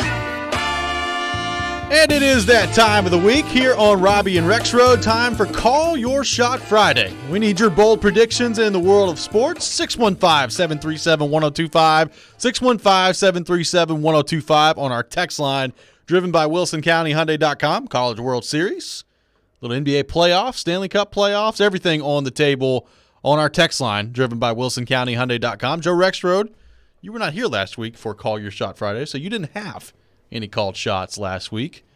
I did. Ryan Porth, do you remember your called shots from last week? I literally just deleted them on my phone to make my new called shots. So, Without looking at them? yeah, Well done. that's exactly what happened. Well, I Joe. know mine. I had the Bucks taking down the Nets in Game 7. That happened. Got that one right. I had Well done. Chase Elliott winning the Ally 400. He did win a stage of the Ally 400, but he did not win the Ally 400. Tennessee wins by 4 runs against Virginia. Womp womp. And Kumar Rocker goes for 8 innings against Arizona with 1 earned run. Womp womp. Missed on that one, too. Okay. I think mine was Vandy wins the College World Series. Yep. Still alive. Yeah.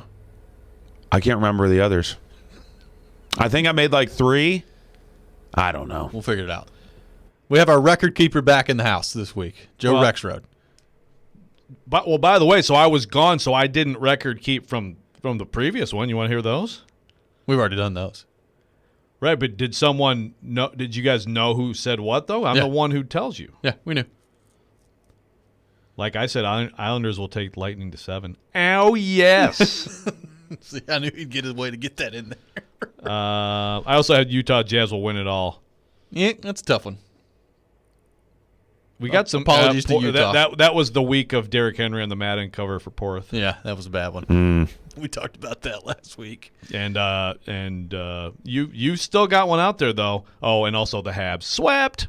But you've got one out there with Rodgers starting for your Packers. We'll week see what 1. happens Yeah. on that front. So with that in mind, it is time for today's edition of Call Your Shot Friday. Ryan Porth, would you like to kick us off today? Sure. I would Alrighty. be I would be honored. I'm sure you would. Yeah. Let's see.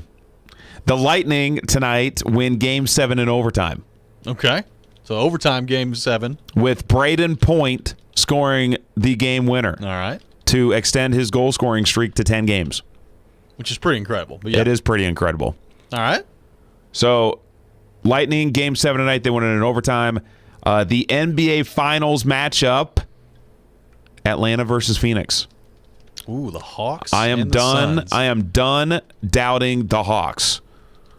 I've doubted the Hawks in each of the first 2 rounds, and they looked pretty good the other night in Game 1. Trae Young is on fire. He is. So give me the Hawks and the Suns in the NBA Finals, and then Mississippi State wins the College World Series. Ooh, Mississippi State. So How does he You go just from called your shot to winning Vanderbilt? the College World Yeah, Series I don't think they're to going to win Mississippi anymore. State? I don't think they're going to win anymore. can you do that? There's some Yes. flip-flopping that's taking place here. Can you even do I that? have done this. I have done this. Remember when in like the first week of the NHL season, I was like, Chicago is going to be the worst team in the NHL. And then the next week I was like, I take that back. Ottawa is going to be the worst team in the NHL. He's done it. I don't know if that makes it any more acceptable, It's just but he's weird. done it. It's just weird a week later, like while the event's still going on. And while the team that he picked last week is still alive. Right. You should call your shots like watching a game. Oh, I think that team's gonna win. Oh, nope, I think that team's gonna win. Nope, I think that team's gonna win. Be like I mean, watching a ping pong game. I essentially do that on sports books.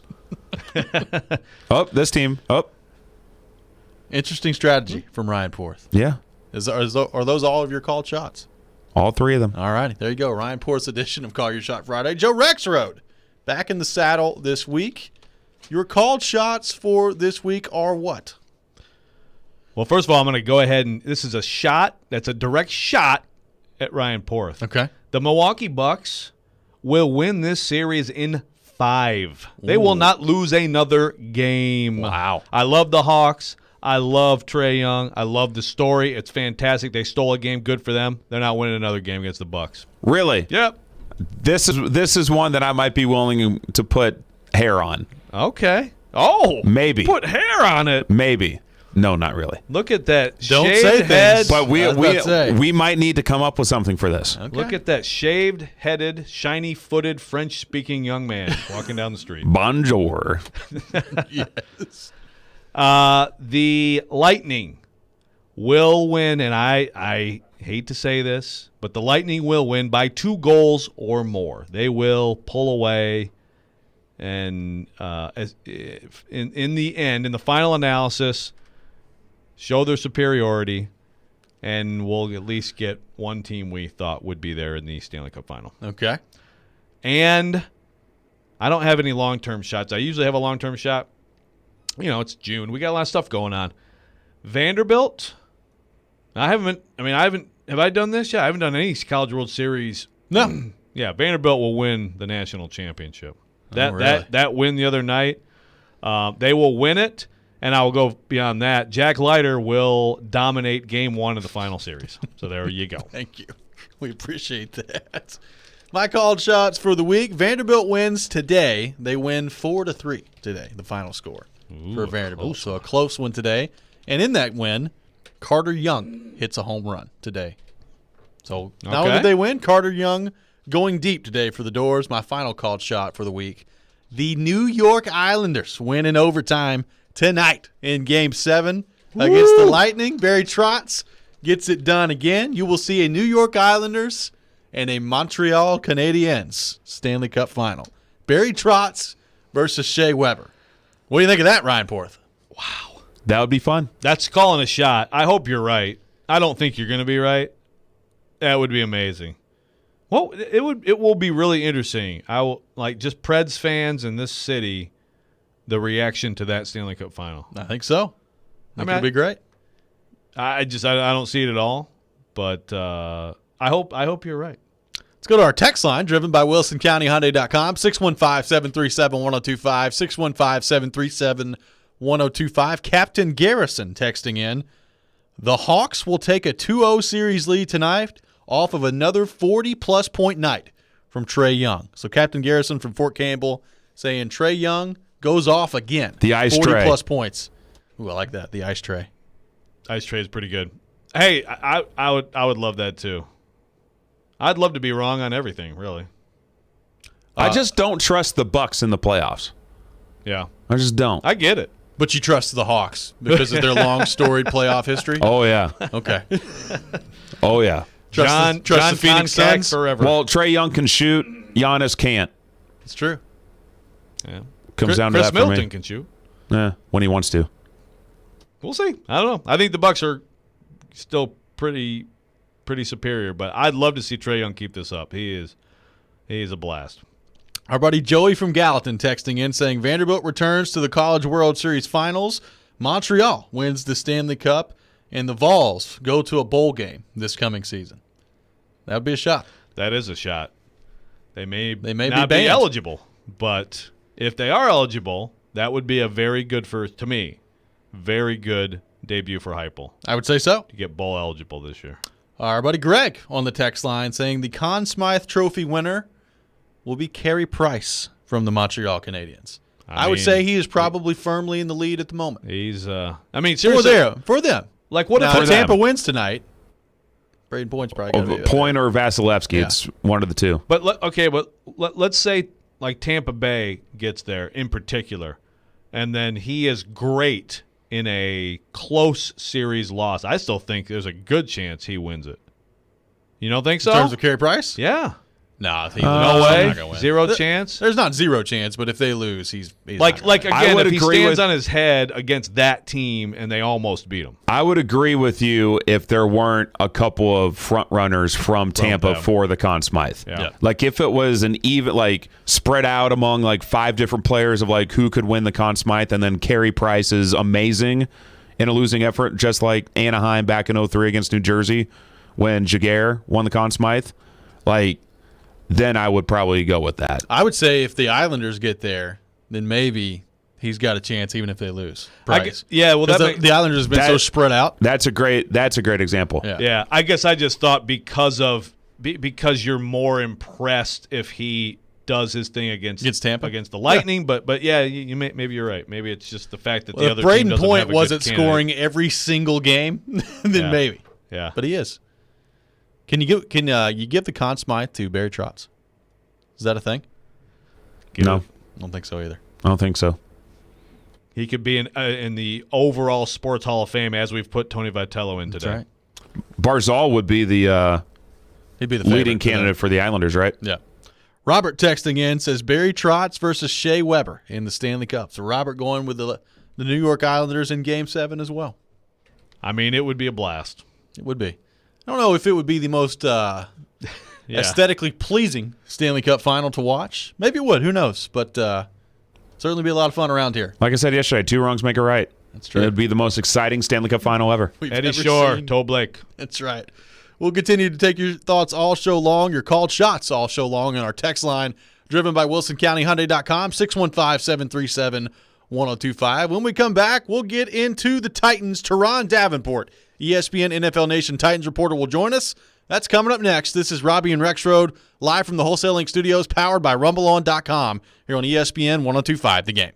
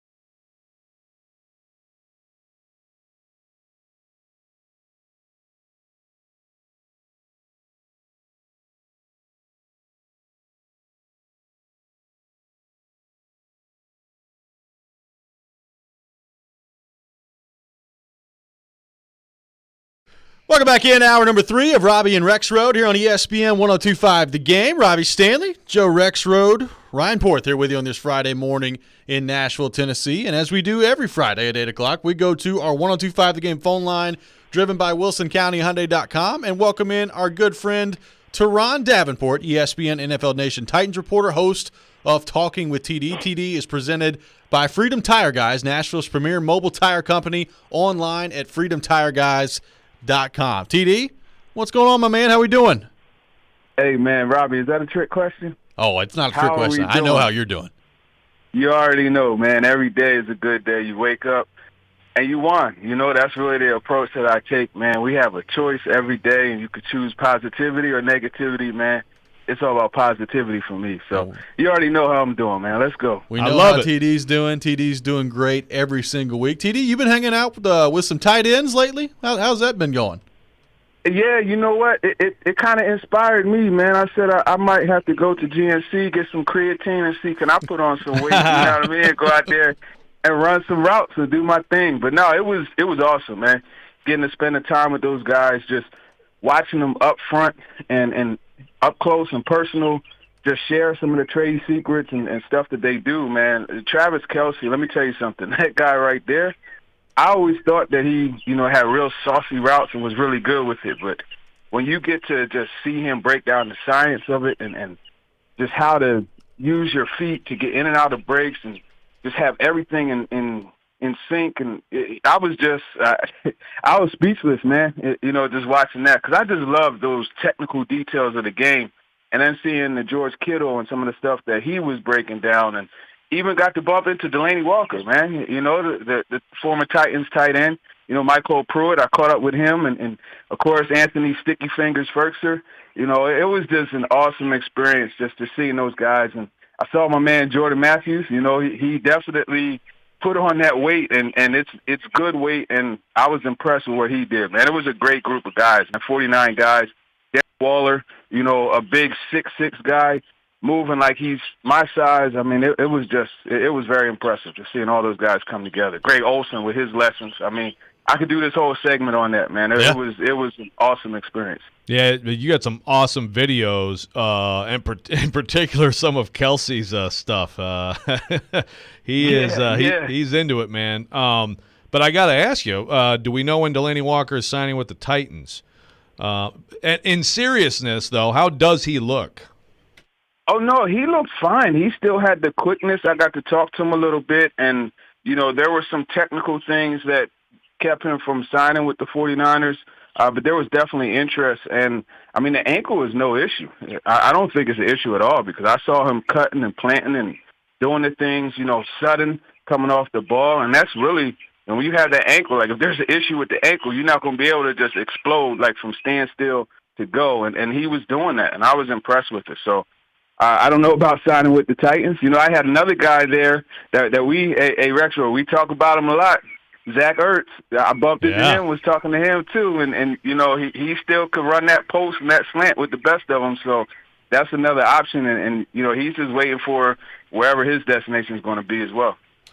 TD, you brought up Ferkser being at George Kittle's tight end camp. Just a really cool thing that they've been able to put together with the NFL, with tight ends coming together, and you were a part of that, watching that take place yesterday. As you look at Ferkser in this offense right now, there are fans out there that think, okay, well, if Ferkser's your number one tight end, is he going to block? Like, how well can he block at this point? And, Titans coaches have kind of shot that down a little bit, saying that he blocks a whole lot better than you think he does. What do you kind of view as Anthony Ferkser's ceiling as he heads into this year? If this is going to be it, and he's going to be the number one tight end for the Titans, and we'll see whether or not that's the case or if they continue to make moves throughout the offseason here, how confident would you be in Ferkser's ability to block, especially in this offense with how important we know the running game is with Derrick Henry? Well, I think we, like us, the type who got to watch Dallas Clarks and Ben Coates and Ken Dilgers and those types, we're spoiled, right? We're used to seeing a tight end out there attached to the tackle, blocking like a tackle. But the truth of the matter is you don't always have to drive the man in front of you down to the ground. Sometimes you could just get in the way, and that alone is good enough, especially when you have a guy like Derrick Henry who just has the ability to, run through any kind of contact as it is. So if you could just get in the way, that's good enough. And especially like looking at how the Titans, a lot of their stuff is zone scheme, so you're blocking a spot, not necessarily a man. So that's even more conducive to being able to just get in the way, right? You don't have to take a guy and drive him all the way to his sideline and drop him in front of his coach, like something like George Kittle does, right? Yep. Like Jonnu Smith is capable of doing. So I think from that perspective, Anthony Ferkser is going to be fine. It's really just going to come down to him going out there and showing that he can consistently, at the very least, get in the way as an inline tight end. Because right now, the book on him is, okay, he's basically a big slot receiver. But that makes it very predictable, right? You see Ferguson in the game, they're at 11 personnel, one tight end, one back, three receivers. It's like, okay, well, more than likely they're going to pass the ball. But whereas with Jonnu Smith, when he was here, more than likely you don't know what they're doing. And I think that's what they have to get to with Ferguson. And then obviously with the 12 personnel, when you bring in Jeff Swaim, who is very capable of being a blocker, he's very good at it.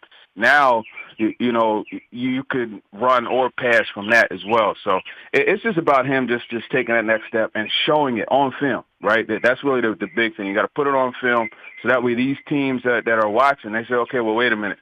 He actually is sufficient as a blocker. So we aren't always going to go light personnel, you know, sub packages to match up with him being on the field. Well, let's keep it on tight end. I mean, you've been watching some of these guys. You've got a great feel for what the Titans have, what some of the undrafted guys did. Like if you were John Robinson right now, like how do you proceed at that position? How do you feel about the guys after Ferkser and Swaim? Yeah, well, honestly, I'm keeping that line of communication open with the Mad Hatter, Howie Roseman. And, I'm trying to figure out, okay, is there a way I could get Zach Ertz to this organization? But I think one thing that we haven't really talked about, and one thing that I smiled when I saw it, was number 84 out there, Jared Pinkney. And I don't know what was going on, during OTAs, why he wasn't there. That's his issue. But the fact of the matter is he was there at minicamp. And I think it's really important for him because he has a golden opportunity. Because look at the tight end position, right? You got Ferguson and Swaim. After that, what really is there, right? And Miller Forrester is another one that, has a really nice opportunity as well. So I would look at those guys. There's another undrafted guy that they signed that is pretty good. I can't remember his name. Briley Moore, the K-State kid, Briley Moore, yeah. Exactly. Thought he looked good as a receiver out there.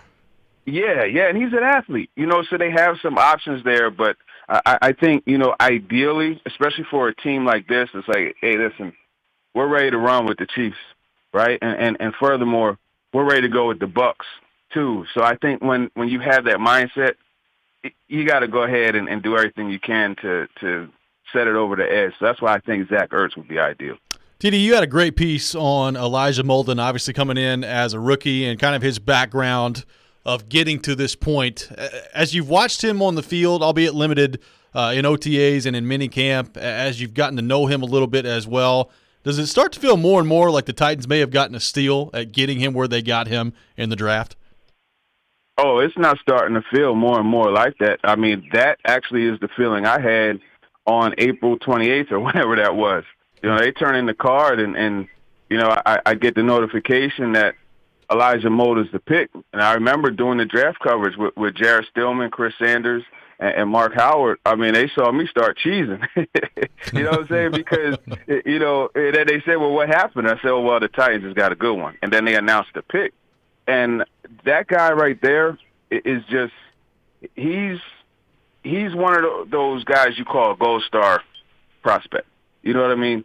You look at his upbringing, and I talked about it in the post, whether it's his dad, right, Alex Molden, who played in the league, his mother who pushed him and allowed him to come along as he needed to, Jimmy Lake, one of the best DB coaches, now the head coach at Washington. I mean, everything has just come together very well. I'm not going to say perfectly because obviously, like everyone, he has the struggles, but everything came along very nicely for him. And he actually, even though he went at 100 and it upsets him, he actually landed in the perfect spot.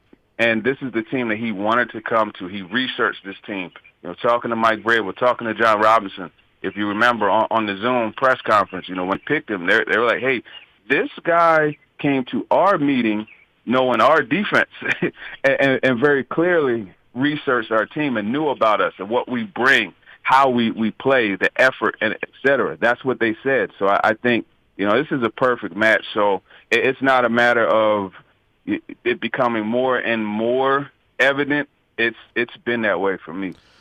Yeah, the professionalism and then the ability too are pretty apparent with him. I think that's going to go well for them. So TD, I didn't get a chance to ask you some of the post minicamp questions, because I was gone last week. So one that I wanted to ask you, kicker. Am I overreacting when I see Tucker McCann, shank 1 out of 5 and just not be right down the middle in those sessions without, to be honest, I'm at the other end of the field, not even looking at the operation or if there was something else that went wrong. But am I overreacting? Where do you think they are at kicker? Yeah. I don't think you're overreacting, right? Because you look at a lot of the games the Titans that won last year. They could have very easily been, on the reverse side of that record that they had, So I think, they could have been 7-9 easily, 6-10. Because look at how many games they won on the strength of Gostkowski's 50-plus yard ability to make field goals. So, no, you're not worried too much or being over-concerned at all. That is something to focus on. I think Blake Hallville is going to be able to fill in and win that job, personally. I think the undrafted free agent out of Ohio State will eventually take over as the kicker. And, he has the ability to he made a few 50-plus yarders, but he's pretty consistent otherwise. And I think that's really what you need, right? You need to be in a situation to where ideally the perfect scenario is getting like Justin Tucker and the Ravens, where it's like, if they get to the 40-yard line, like the opponent's 40-yard line, you pretty much could chalk up 3 points going on the scoreboard. And that's quite an advantage to have. TD, what can people expect on the latest edition of Talking with TD? I know, obviously, Run TMC, a part of the fold as well. Yeah, you already know, man. Run TMC, high energy, comedy, and knowledge being dropped. I love talking shop with Chris Sanders, former Titans receiver, so you definitely have that. I wanted to introduce the Titans fans to Ben Arthur, the new Tennessean beat reporter covering the Titans for that fine outlet. So I got him on, and we talked some shop there. He came in from Seattle, and he's hit the ground running. Been at every practice, so I definitely respect that. And yeah, I wanted fans to get a taste of what he brings to the table. And then, you guys have heard me talk about this next person a lot. When we talk about the receiver position, and he's someone that he's the new slot machine for the Titans, and that's Mason Kinsey. Yep. I had to get him on because I really enjoy watching his game, his slipperiness, his shiftiness, the way he runs routes, and I think he has an outside shot of making this roster. So wanted to get him on just to talk some shop and just talk about his path a little bit and where he falls in the grand scheme of things for the Titans. So that's what we have, man. High energy, fun, knowledge. That's kind of like our mission statement. That is their mission statement. I'm Talking with TD, and our mission statement every week here on Robby and Rexrode at 8 o'clock with the great Teron Davenport. TD, great stuff as always, man. Appreciate you taking time to join us. Hey, no doubt, man. Appreciate you guys. Take care. Absolutely. Teron Davenport joins us every Friday at 8 o'clock, presented by Freedom Tire Guys, Nashville's premier mobile tire company, online at freedomtireguys.com. When we come back, we'll react a little bit to what TD had to say there. Take your thoughts as well on the Tennessee Titans, 615-737-1025, 615-737-1025 on our text line, driven by WilsonCountyHyundai.com. This is Robby and Rexrode here on ESPN 1025 The Game.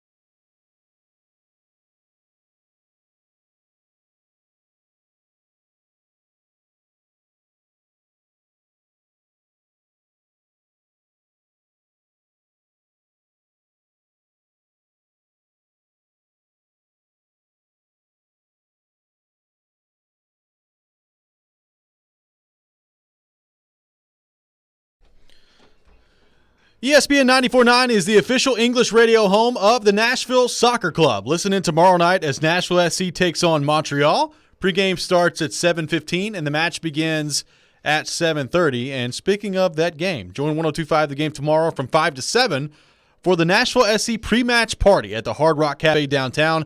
Party before the match on Broadway and get some game swag. Plus, registers to win a pair of tickets to an upcoming Nashville SC home game. Then head over to Nissan Stadium for the 7:30 match. Get your tickets now for Nashville SC at nashvillesc.com and tune into the game on ESPN 94.9.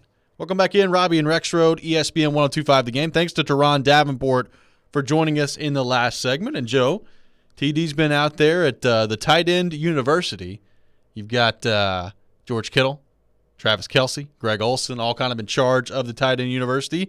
49 tight ends out there on the field, all taking place here in Nashville. So it's been fun to watch kind of TD's videos and what's been going on that front. Anthony Ferkser, a part of this as well.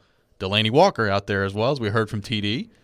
We'll get to that here in just a second. But just starting with Ferkser, what do you make of what I asked TD and threw out there of his ability to block in this offense? TD mentioned you can't get to a place where you're predictable having him out there, and how the rep on him right now is he's basically a big slot receiver. How do you go about fixing that if you're Anthony Ferkser? And if you're the Titans, if that's the case, how do you kind of disguise what you're doing if you're Todd Downing and this offense based on the personnel that they currently have? Well, I mean, there's coach speak on a lot of things, and typically it's just going to be like, this guy can do this or that or whatever people are wondering about. You're rarely going to hear a coach say, he's not very good at this. So, but listen, if the way Todd Downing has talked about it, and Luke Steckel as well, we'll see. I mean, it sounds to me like they're not going to be predictable because they are going to have him in those situations. He is going to be in line more. He's going to be in different formations, and they're going to use him as a blocker. So we'll see if they'll show us if they believe it, and then we'll see if he can do the job. I can't sit here and say, based on the last couple of years, that he's a bad blocker or an incapable blocker. It's just that really hasn't been his role. He was blocking on the play where Derrick Henry wins it in overtime in Baltimore. He was, and he got a good block. And I mean, to TD's point there, you don't have to be 6'7", 280 and mauling people to be an effective tight end in the NFL today. So, I don't think I don't think they're going to be super predictable the way that the roster is set up, because they can't be. And honestly, it's better to be unpredictable than to, or it's worse to be predictable than it is to get your butt beat every once in a while on a play. They won't be. I don't think they will be. But they'll obviously be more on his play. It's also just hard to know the final answer there and how it's going to go, because I don't buy that they're done at tight end. I don't buy it. Okay, well, to that point, TD just threw out there. He would, if he was John Robinson and the Titans, he would keep that line of communication open with Howie Roseman and the Eagles about Zach Ertz coming in there. What do you think? Well, look, you went for it. So now, is there a limit to going for it, and how much you have to do to keep going for it, or go for it again, or go for two, or whatever that would be considered? Maybe, but I get the idea. Look what you just did. Now imagine a healthy Zach Ertz in that offense. And I mean, TD had a ton of videos from Tight End University. Ertz looks good out there. He looks good out there. So, I mean, I don't hate it. I mean, I thought before the whole Julio Jones thing, to me, Zach Ertz was a big, big name of interest for this roster. And I think there are lower cost options out there. And then I would love to know. I mean, I would agree with TD on Pinckney. Pinckney looks the part. And I thought Pinckney looked the part minicamp. I don't get the OTA absence. I don't think that helps him. But ultimately, I mean, if he's better than the other guys, then he's better than the other guys. I think Bradley Moore looks like a good receiving tight end, the K-State kid. He looks a little skinny to me. Like he needs to build up a little bit. And then Miller Forrestall from Alabama, I mean, I thought he's done some good things that I've seen, and he looks the part. He's a little bit more physical than Moore. From what I can tell, again, you're making these judgments in helmets and shorts, but he's a little bit thicker, looks a little bit more physical. I think all three of those guys like have a chance, but I don't know that any of them are like going to be never mind, we're good in the room. So I think there is something to come. I mean, hey, if Zach Ertz is that something, that'd be something. Brennan will ask for 2 season tickets, Yeah. I guess. I don't know. Julio Jones jersey and a Zach Ertz jersey. Yeah. Maybe Julio home and away jerseys and Zach Ertz baby blue. The Houston Oilers jersey. What do you guys think about Yeah. that, by the way? Little throwback action. I'd love to see it. I'm just glad that you can now actually do something like that in the NFL. Wear some helmets. I'd love to see it. I feel like there's a lot of Titans fans who are like, I don't want to see Oilers uniforms. I would look for one game. I'd love to see I think it. it'd be pretty I think sweet. it'd look awesome. I didn't mind them in what was it, 09? Yeah. The 09 season Is that when what a it lot was? of the AFL Yeah. franchises of the past brought back the throwbacks. I wouldn't mind a Tennessee Oilers throwback. It'd be awesome. I know they were only the Tennessee Oilers for 2 years? 3 years? Was it Well, just weren't they- one? Weren't they the same? It was kind of the same. Yeah. Yeah. But, I mean, the AFL jerseys you're talking about a little bit different than those. They were. Yeah. They were. That's right. I mean, Derrick Henry and an Earl Campbell kind of look. I mean, could Derrick Henry change to 34 for one game? No. That'd be kind of cool. It would be. It was all the rage yesterday on social media. Is the NFL and the throwback jerseys and the different combos you can come up with. Maybe Julio Jones could throw back to Yancey Thigpen and go to 82 for a game. I don't know if Titans fans want to see that. Be tough. What number was Carl Pickens? That's a good question. I don't know. Do you know? Zero, Yeah. because he provided zero. Oh, okay. Just like Vic Alrighty. Beasley. Negative 83. You want to get Porth fired up? Start talking about Vic Beasley or Carl Pickens. Yeah. I think Pickens was 86.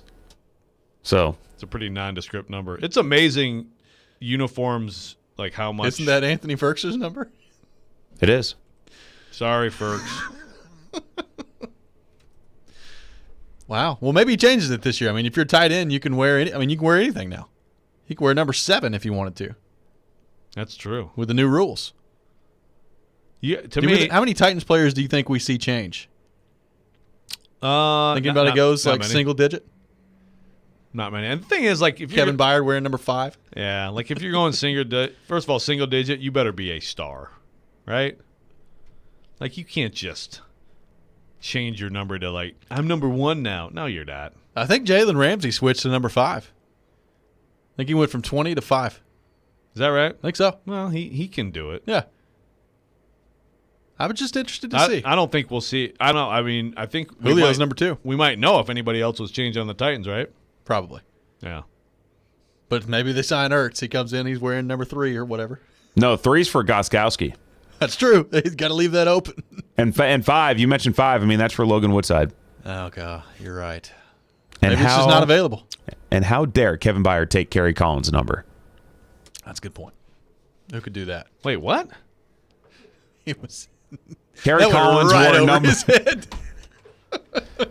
Wait a minute. What? Just go back to typing on your fake keyboard. We'll continue the works. conversation on the Titans when we come back. Got some of your texts to get to as well on our text line, driven by WilsonCountyHyundai.com, 615-737-1025, 615-737-1025, including a pretty big position of need still out there for the Titans. We'll get to that next. This is Robby and Rexrode here on ESPN 1025, The Game.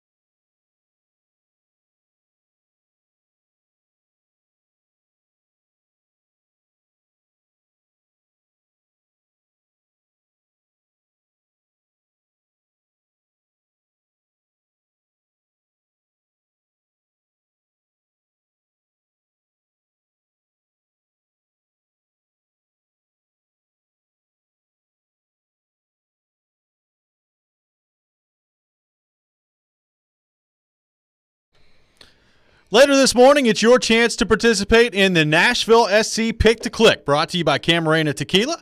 If you correctly guess which player scores a goal in the game tomorrow night, you win a prize pack and a 4-pack of tickets to an upcoming Nashville SC home game. We'll have that opportunity coming up for you later today at 9:45. Welcome back in, Robby and Rexrode here on ESPN 102.5 The Game. Talking Titans, taking your thoughts on our text line, driven by WilsonCountyHyundai.com, 615-737-1025, 615-737-1025. Matt from Camden texting in. I think the majority of Titans fans would love the Oilers throwbacks. Fred saying Titans should go white helmets for away, blue helmets for home. What do you think about that? Having a couple of different helmet options.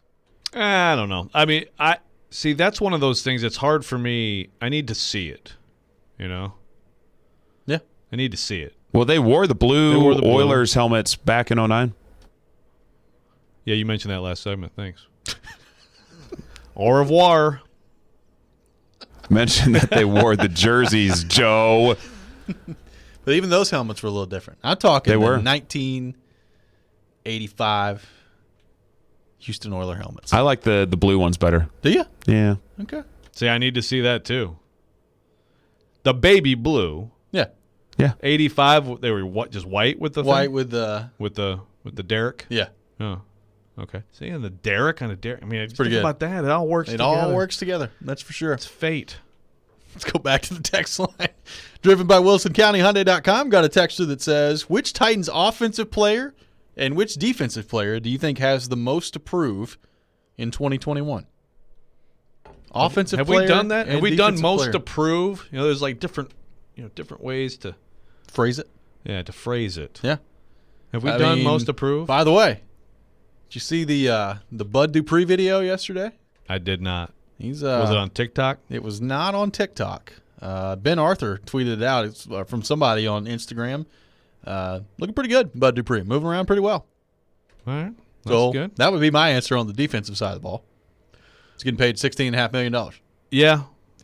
Yeah, I mean that's probably a good answer. I mean, you are being lured away from a very good situation, not taking away the plays he's made, but good situation to be a pass rusher on that defense. You're given a lot of money coming off an ACL, and you're coming into a place that was just awful at rushing the passer.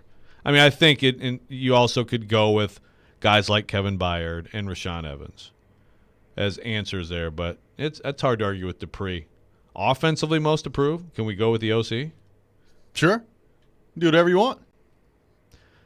I mean, probably like Ryan Tannehill, which is dumb. Yeah. But, I mean, it's like most approved to people who won't care what he does anyway. Yeah. It'll be someone else's credit. Josh on the text line says they should wear the Oilers jersey against the Texans. I think that would be awesome. Just rub it right in their face. Like, here you go, Houston Texans. We're going to wear the Oilers jersey against you. Andrew, not a fan, though. Says, no, we're the Titans, not the old junky Oilers. Yeah, see, I figured there'd be more of that. So Ports just sent me his picture. Yeah, I don't like the blue Oilers helmet. That was Yeah. you're saying that was an 09, but that was a throwback to like the 60s uniform. Correct. Correct. That is correct. I like I agree with Robby. I like the Tennessee Oilers what I looks think pretty of solid. as like I think of Earl Campbell, I think of Warren Moon. Yeah. I think of Bruce Matthews, Curtis Duncan, Sure. Haywood Jeffries, Jerry Glanville. How many Oilers can you name in a segment? Lorenzo White. I like Steve McNair. These are weird. Yeah, there you go. Eddie George. Technically, yes, Eddie George. Yeah, I mean they look good. I just like the modernized Tennessee Oiler look a little bit better. Yeah. Do that. We'll see what happens on that front. Maybe that's something the Titans will plan as they move forward here. We've talked about tight ends and that being a position potentially of need for the Titans as they move into this season. But one thing you brought up with TD a couple of segments ago is kicker and the idea of, is it going to be Steven Gostkowski? You've got Tucker McCann in the fold as well, Blake Hauvel that we've talked about. Obviously, Gostkowski is not a part of things at the moment. It's McCann and Hauvel at the moment. Do you feel comfortable with that if you're the Titans? And you, Joe, it seems to me, continues to be of the belief that maybe Gostkowski gets back in the fold at some point. Jared Stillman thinks Gostkowski comes back in 2021 as well.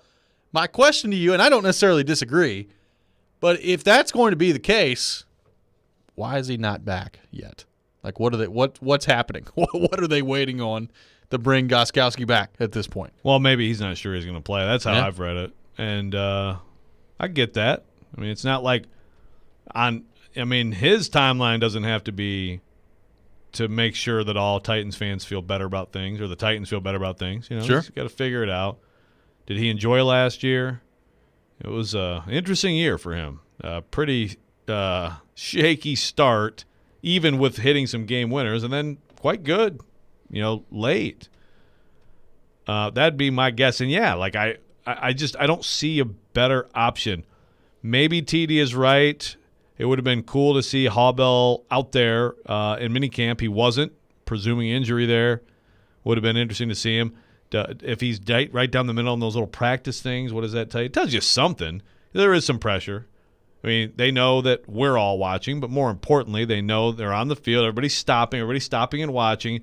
It's not replicating game pressure, but there is pressure to that. And, again, it's just like Tucker McCann. You want to see a real clean period there. You also, with him, got to know by now they like him to some extent. I was about to say, he's hung around pretty long at this point. He's hanging in there. But I wouldn't feel comfortable with that based on what I've seen. And then Hobel, it would be great for them. It would be great for them to find the next kicker. That would be the best case. The best case scenario is, I guess, it could still be McCann. But, I mean, that Hobel comes in and just lights out. And, again, Hobel was hurt last year, so some of his numbers are affected by that. And just is like, okay, this is the new guy. This is the young kicker who's going to be the kicker for the Tennessee Titans for the next several years. That'd be best case scenario, but it's hard to find that guy. And so unless he's lights out, I think the Gostkowski scenario makes the most sense.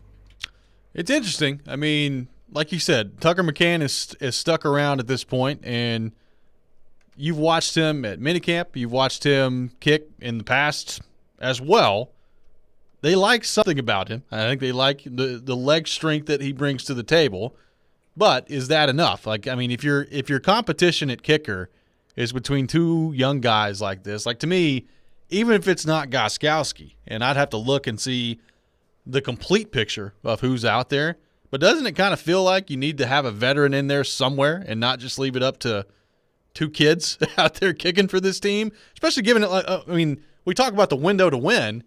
And I agree, finding your kicker for the future is important. But if your window to win is right now, just get you a kicker that you feel comfortable coming in with, and you can figure out the kicker of the future later at that point. Yeah, no, you don't do anything where it's like, well, you know what? Let's just roll with this guy, and he can grow into the role. You got to have somebody who can make kicks right now. I can't believe that you can't in this world find 32 people who can do this well at one given time. Yeah. But it's not easy. But there's got to be some answer. And if Gostkowski does want to play and has figured out whatever remember he was coming off an injury year in New England too. He's up there, but if he found something, and that's why in the second half he was more consistent, especially from the mid-range field goals, then that'd be a good option. And even if you like one of those guys a lot, you can always keep stashing a young guy and go with the guy will make kicks in a pressure situation in an NFL game. Let's go back to the text line driven by WilsonCountyHyundai.com, 615-737-1025. Got a texture that says, speaking of uniforms, have y'all seen how bad the 2021 MLB All-Star jerseys are? Have you seen this? I have not. So typically, the All-Star jerseys in the MLB, you wear your team's jerseys, right? That's what they've done. You wear your jersey for your team in the All-Star game. They've come out with All-Star game jerseys for this year. Why? It is awful. They look terrible. That's stupid. Even if they look good, I hate that. Willie Donick was really fired up about it yesterday on Twitter. They look awful. When teams, when Lou Whitaker's wearing the Old English D, that's what I want to see. I don't want to see some dumb All-Star jersey? Yeah. They, I mean, it looks like someone was like drunk putting these together. It looks terrible. Now I gotta we'll have to Google find it. a picture of it and tweet it out. I Of mean, like- they look awful. For the Reds, it's like CIN on like the left side, and then overlapping it is the wishbone C. Like it makes no sense. So they did. So they're not just all-star jerseys. They're all-star jerseys that are still specific to teams. Yeah. Yeah, They look terrible. Why would you do that? they're horrible, Rob- and the hats are just So Rob Manfred is just brutal. Is he like? It's like he's like doing bad stuff on purpose. I think so. He's trolling everyone, isn't he? I mean, he's got to be. He's just trolling the world in his tenure as commissioner. Oh, I found a tweet. I'm going to tweet this out here in just a second. The MLB All-Star jerseys. If you haven't seen it, you can check it out here in just a few minutes. At @RStanleyNHL on Twitter. They are atrocious. I'm sure somebody likes them, though. It feels like when we have these jersey discussions, it may be the most polarizing topic on the earth. People either love jerseys, they hate jerseys. They have very strong opinions on jerseys and looks. I have strong opinions on jerseys. I know you do. One of my frustrations over years, and I've gotten in fights with fans about this many times, is just how much they care about uniforms. Like Michigan State fans, do you remember these pro combat jerseys? Oh, yeah. So dumb. Like they look like little army men out there. What? Where are your freaking jerseys? It's so, and then Smoky gray? They played Michigan, and the Wolverines went into the locker room, and they had their normal jerseys on, and they changed into like these throwback with all these stripes. It looked like bumblebees. It looks so stupid. Like, and what am I watching? Am I watching a great college football rivalry, or like is this like XFL 2? Sideshow out there. Yeah. I hate it. I hate it so much. But people get so into it. What about when Ohio State wears black? Yeah, I mean, it's just, come on. They have great uniforms. There are so many. The smoky gray, get out of here. But people I get didn't mind so smoky gray. into it. Joe, I thought you'd be more impassioned behind your Ohio State Buckeyes not wearing red all the time. What's with that? I thought you would, unleash the fury. OH. That's right. You're supposed to finish that. Don't finish that. Not with Ohio State. It's just not going to happen. When we You come know back, how I love my Buckeyes. we'll be joined by Brad Willis of the Tennessee Sports Hall of Fame. A big weekend coming up for the Tennessee Sports Hall of Fame. We'll get to that coming up next. This is Robby and Rexrode here on ESPN 102.5 The Game.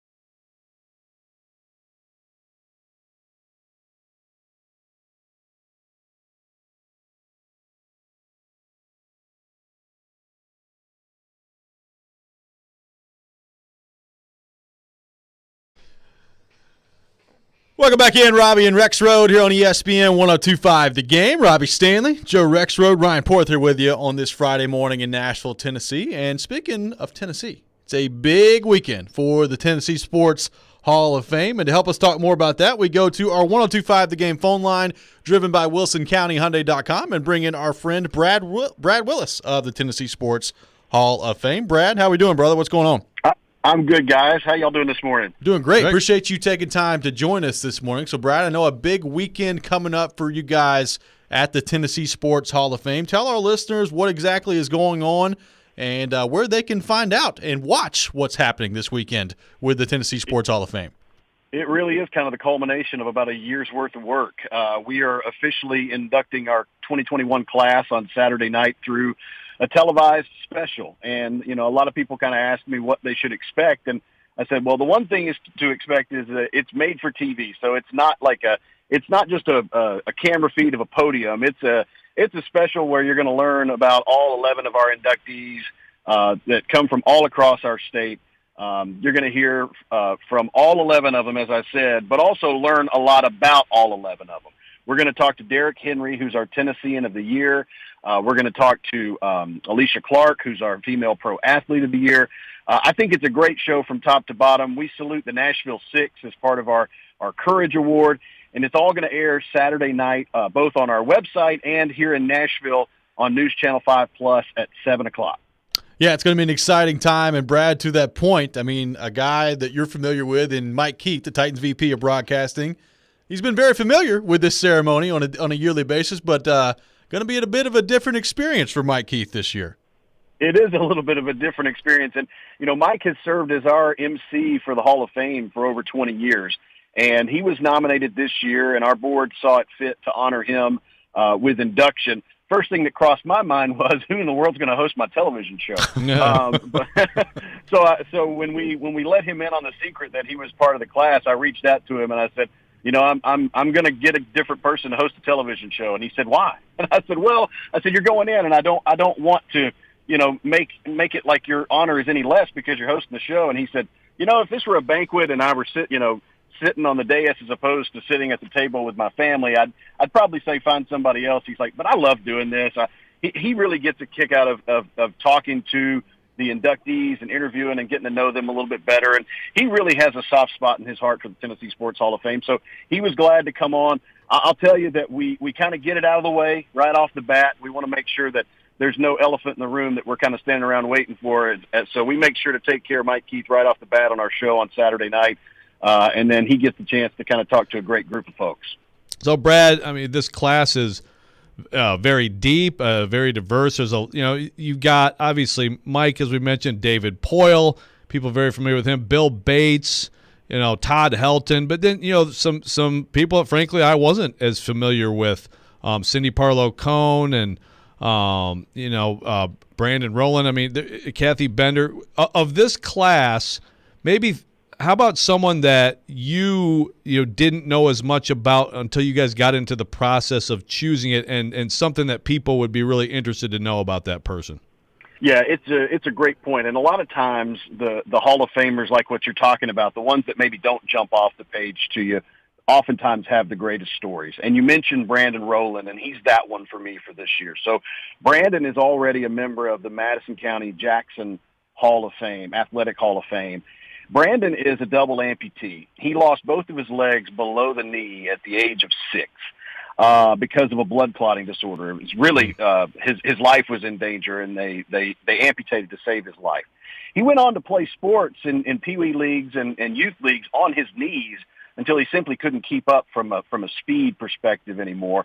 And he was asked to take part in a wheelchair basketball league, the Jackson Generals.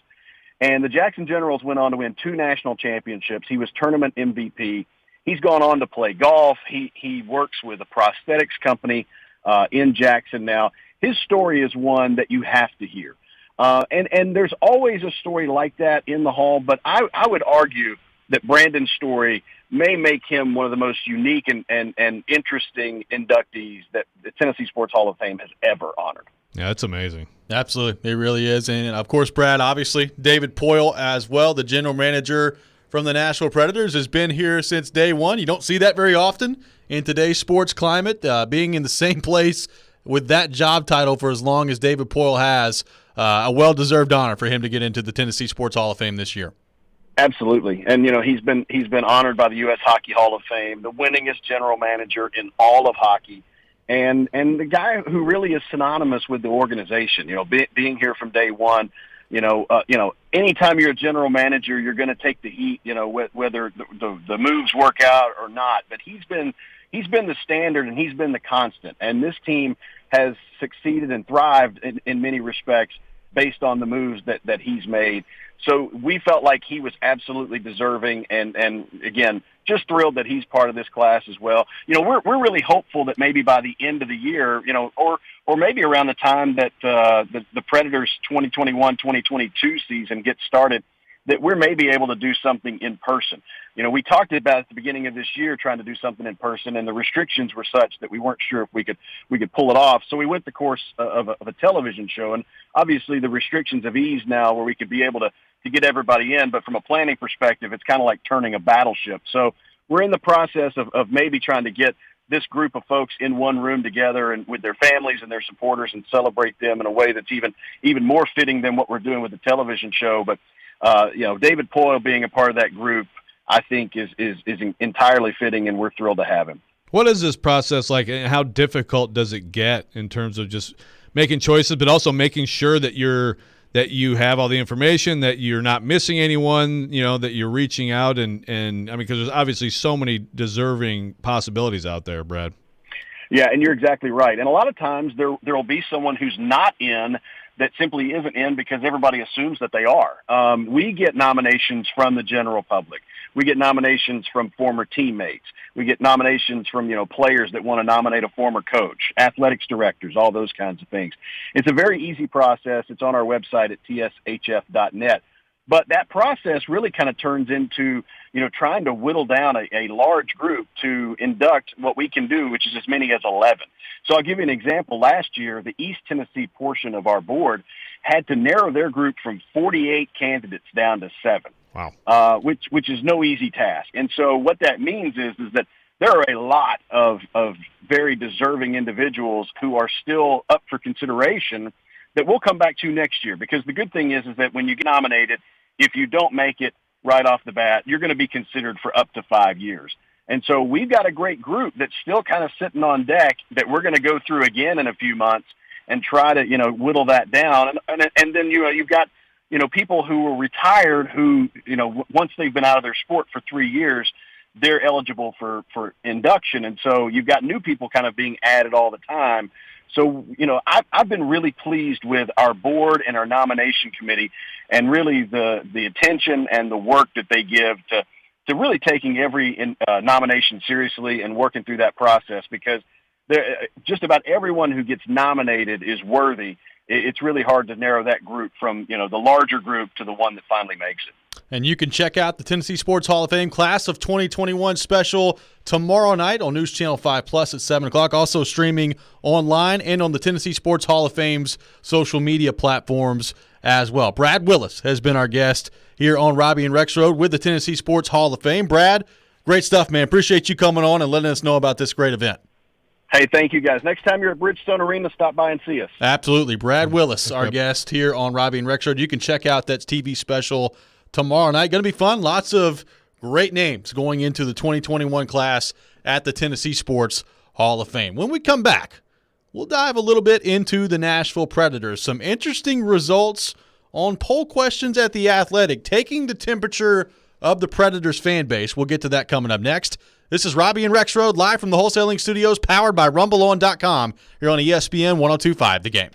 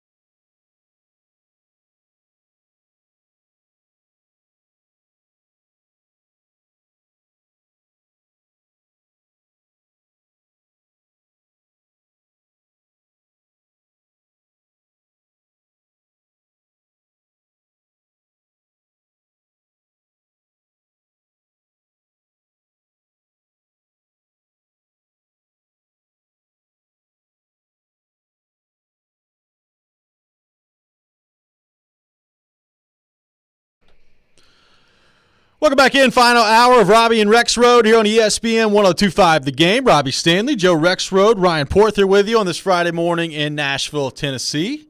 Taking your thoughts, as always, on our text line driven by WilsonCountyHyundai.com, 615-737-1025, 615-737-1025. Now, Joe, our good friend Adam Vingan and your colleague at The Athletic has come out with a poll, a Predators fan poll on The Athletic, kind of gauging and taking the temperature of the Predators fan base on a few different issues. And we're not going to go through every single one of them. You can check out that article that we've tweeted out by Adam at 1025 The Game on Twitter. But many different topics that were covered here about David Poile and his outlook with the Predators moving forward, how much this run the Predators went on to close out this last season changes the way they view the team as they move forward here, how the Predators should approach the offseason, many topics covered in this poll by Adam.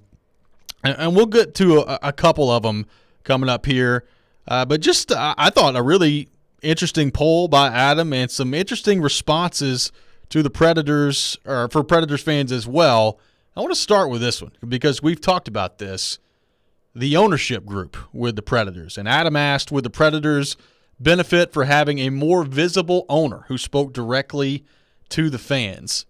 He had 940 responses on this question. 60.9%, almost 61% of people said no, that the Predators would not benefit for having a more visible owner who spoke directly to the fans, saying that they're fine basically with how it is with the ownership group at this point, not really speaking publicly. I was surprised by that. I thought that would be maybe 60% the other way, saying yes. Soft fan base. You think so? End of story. No, I don't get that at all. No, Hashtag sarcasm. Yes. I mean, kind of, but why do you not want to hear from your owner? I mean, like, the reasoning was, like, someone gave the reasoning. Like, I get, like, nobody wants, like, a Jerry Jones walking around, and I get that. Sure, right. Yeah, so, okay. But that wasn't a question.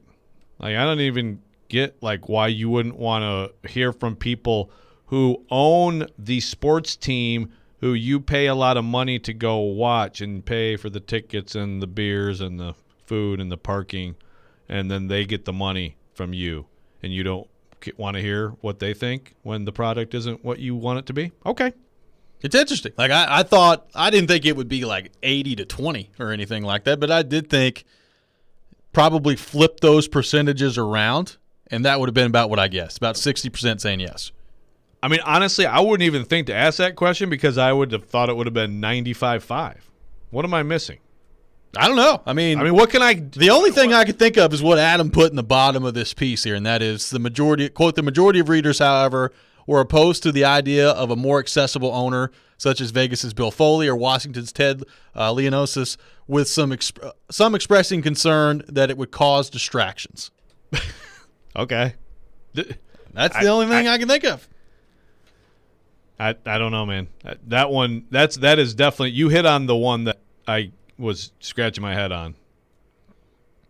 I don't know. Yeah, I mean, I need more. Someone explain. I mean, I think that directly ties into, the David Poile part of this too, that we were talking about. Halfway through the season when things weren't going well, there was a lot of heat on David Poile, and your question was, all right, okay, well, there can be heat on David Poile all you want, but who's making that decision? I mean, we don't really know who's making that decision. Because here's the thing. If you're a fan who is out there screaming about David Poile and his job, I promise you that if there is a publicly accountable owner, you have a better chance of things getting done that you want done, whether it's the right thing to do or not. Like, when an owner answers for things, and like, even let's take the Titans, like Amy Adams Strunk, it's not like she's out there doing pressers all the time, right. But bottom line is, something big happens. I mean, that's a perfect example of, I think, what you should want as a fan. Is an owner largely in the shadow, yeah, but who does stuff. This owner, okay, they're doing a new facility there, whatever. She's around to be with the players. She's around at camp to greet fans some, but not around a lot. But if something big happens, you're going to hear her voice. That's all I'm talking about. I mean, that people must have taken this like, do you want Jerry Jones to be the Preds owner? Yes. Like, I don't. I think that's what they did take it as. I don't. A distraction? Like, I'm trying.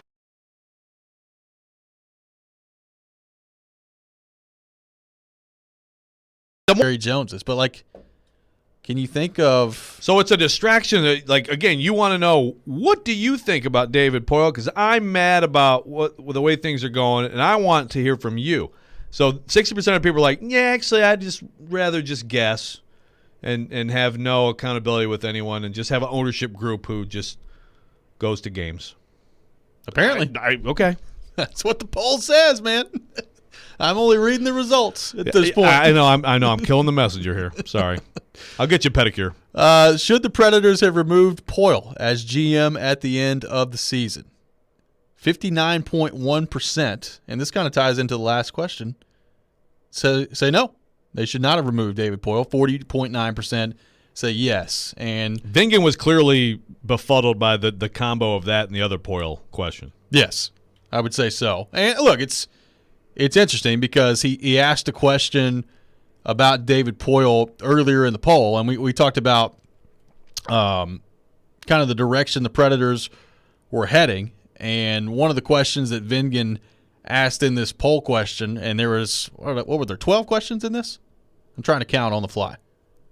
Sure. Anyway, it doesn't matter how many there ended up being. It was just about the direction and the confidence that they have, and he kind of did a tiered number system on, how confident you are 1 through 5. You got a lot of graphs and charts in this. There's a lot of graphs and charts in this. Vingan that's for is sure. the graph and chart king. Well, and most people ended up being a 3, so kind of right there in the middle. But way more people were the 1s and the 2s than were the 4s and the 5s. I mean, there were only 4% of people that said 5. They're confident that David Poile can return this team to being a Stanley Cup contender. So kind of two opposing viewpoints in the poll results of this article by Adam Binion on The Athletic. Right, so basically 42% are very low on confidence in him. Correct. 1 or 2.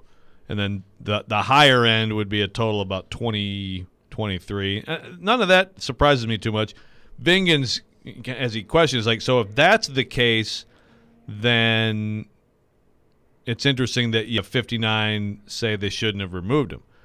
Now, I think he hit on something too. I think there's a lot of fans who love David Poile, love him personally, sure, right? I mean, he's all they've known as a Preds fan in this town. He's done a lot of good things as GM, so that maybe the wording is harsh. If you said, would you be happy if David Poile would take another job within the organization, or something like that? So it's not just like a firing of him. I don't know if that changes it or not. But I guess that's about 60%? And it's about 60% that didn't care about the owner either. So 60% soft fan base. Okay, There we go. We'll see. I'm drawing hard and fast conclusions today. Got a text on the text line driven by WilsonCountyHyundai.com. It says, would I like to hear a lot from the GM? Yes. Do I think it would benefit the team if I did? No. I think they mean owner with that text. Yeah, we hear from the GM. We hear from the GM a lot. But so let's substitute the word owner. Would you like to hear a lot from the owner? Yes. Do I think a team would benefit, or do you think it would benefit the team if they did? No. Okay, but again, this is really more a fan discussion. I mean, the team benefits if an owner hires good people, right, and buys stuff the team needs, and makes it an environment that players want to come to. But that's not what we're talking about. We're talking about the public aspect of this is, as a fan who, again, as a customer, as a paying customer, do you want to hear from the people who get your money? How could you say no? I don't know. It's interesting.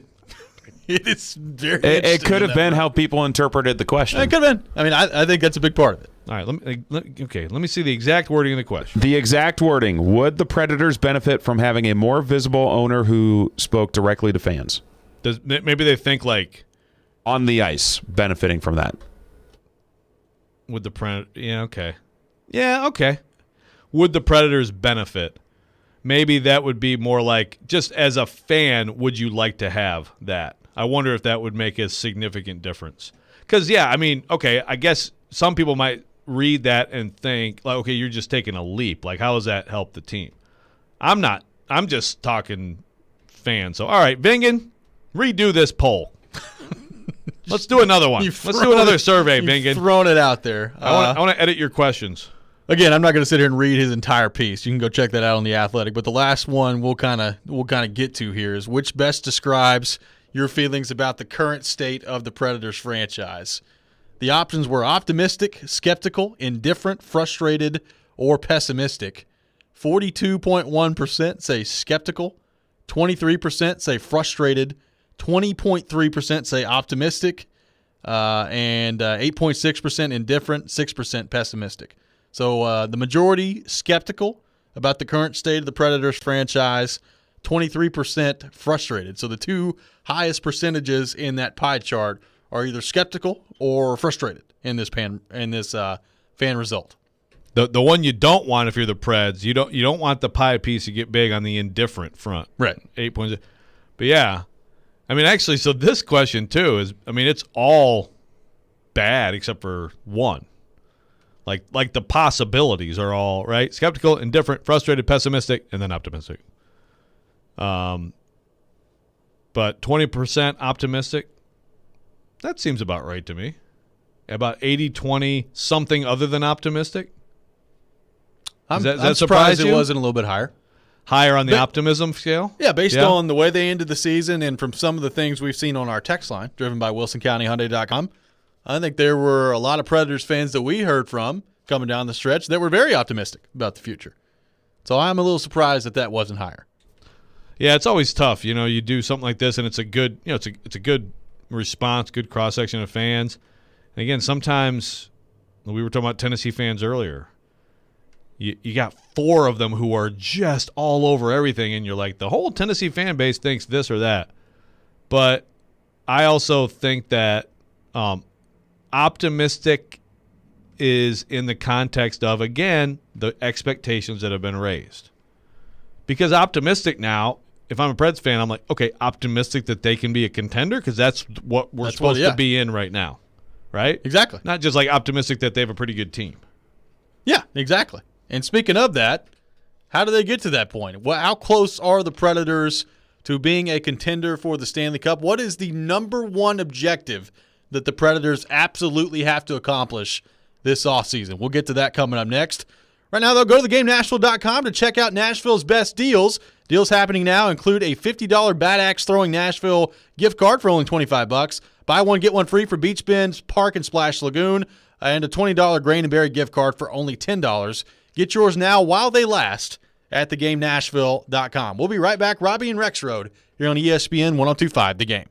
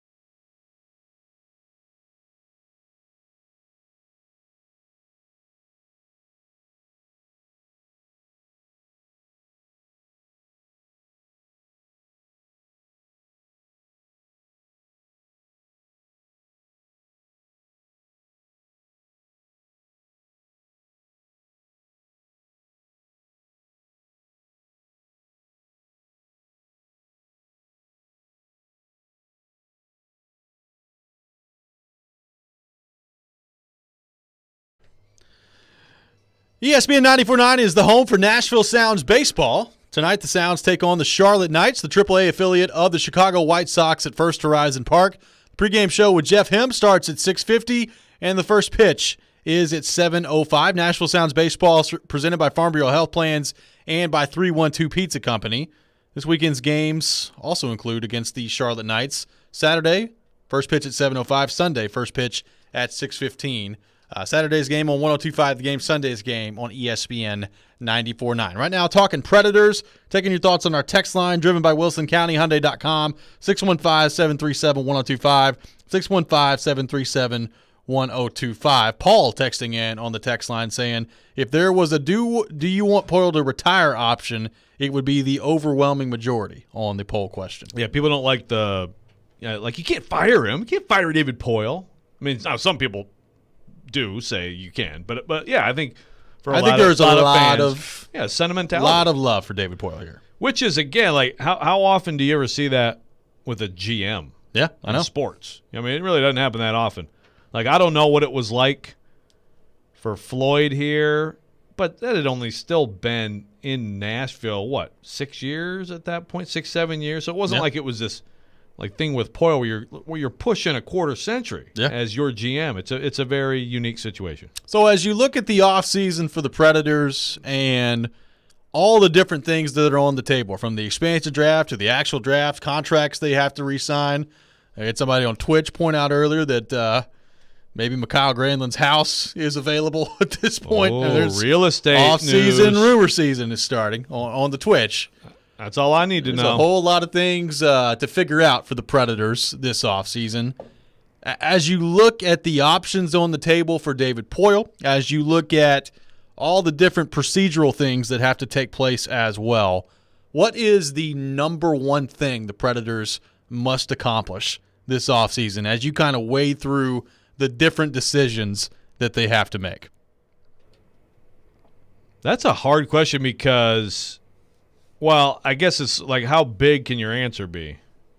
Change the team for the better? I mean, it's the number one thing, But honestly, as much as I think one thing is making the expansion draft work for you and unloading a big number, I also would make signing Mikhail Granlund a really important thing based on how they play, how John Hines likes to play, how Granlund has fit into his system and become really an excellent all-around player, and the fact that Poyle did not opt to trade him at the deadline.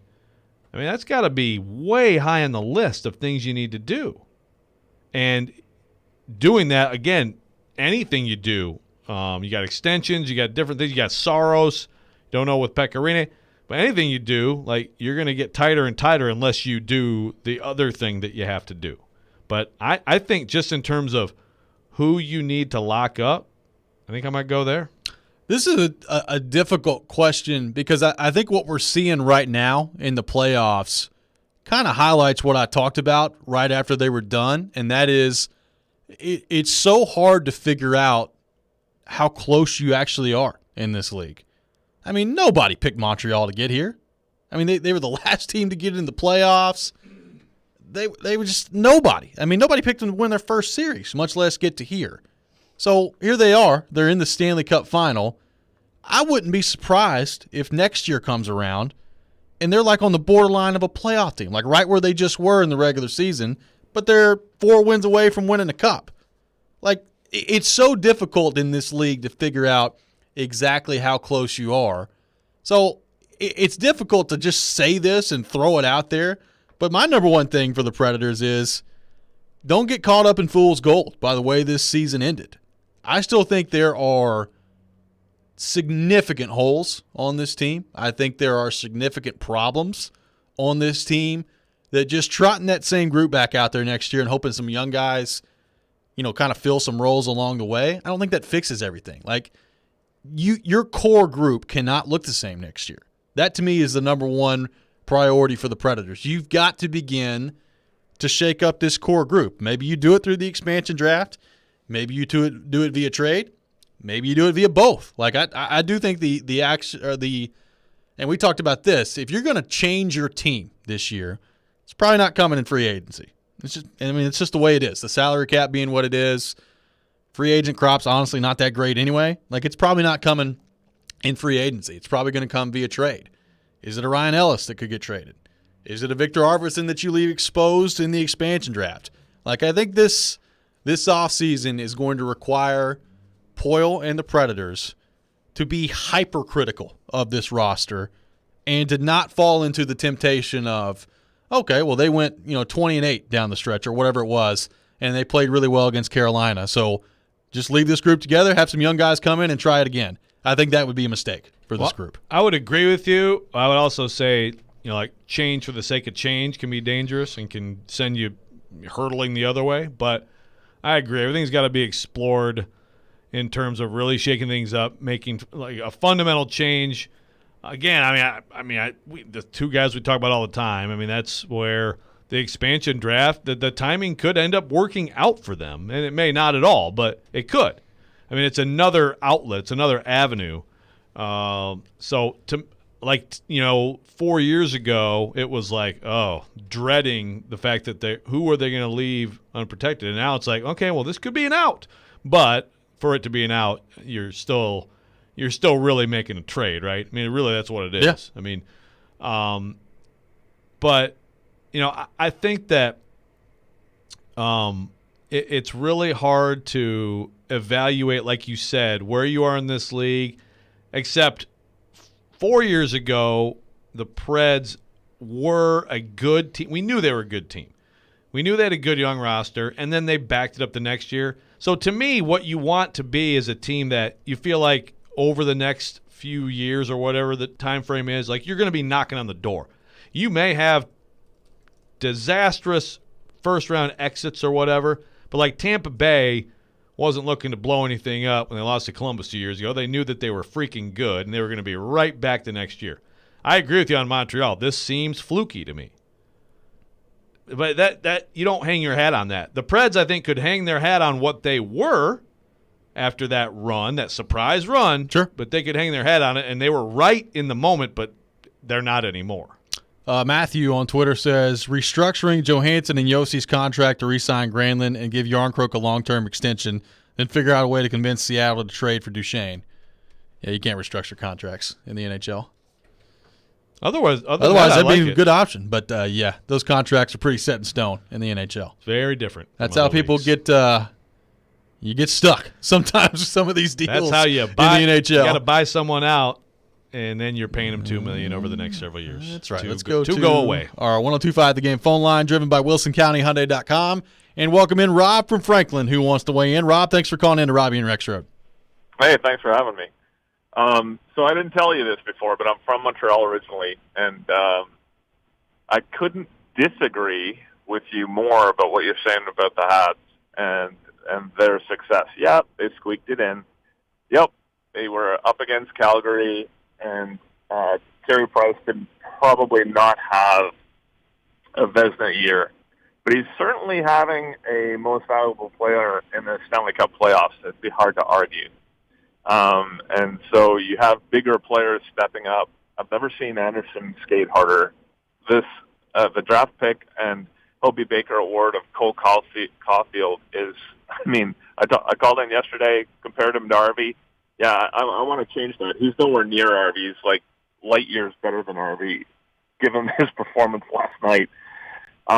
So is it a fluke? It's not a fluke when you have a Vezina Trophy winner and you have quality players like they have. And they've done an amazing job, a little underscore, of really having very, very good veteran talent. And, so Stahl is a great example of that. Veteran talent that has really overperformed for who they are. So just my thought on that. But as far as my wish for the Preds, it would be, I think that there's a good portion of the core that has to go. I think that, and to bundle, if I would wave a magic wand, I would bundle up a really good package and try to get something, even if it was risky. Jack Eichel is out there. He's about to have a very, very risky neck surgery that could terminate his career, wouldn't it be interesting to package up a deal? Because right now Buffalo is dog water, and it is Nice. It's not good for them right now. And package up something that gives them a shot where they're not going to win 12 games in a year. What are your thoughts on that? Hey, thanks for the call, Rob. We appreciate it.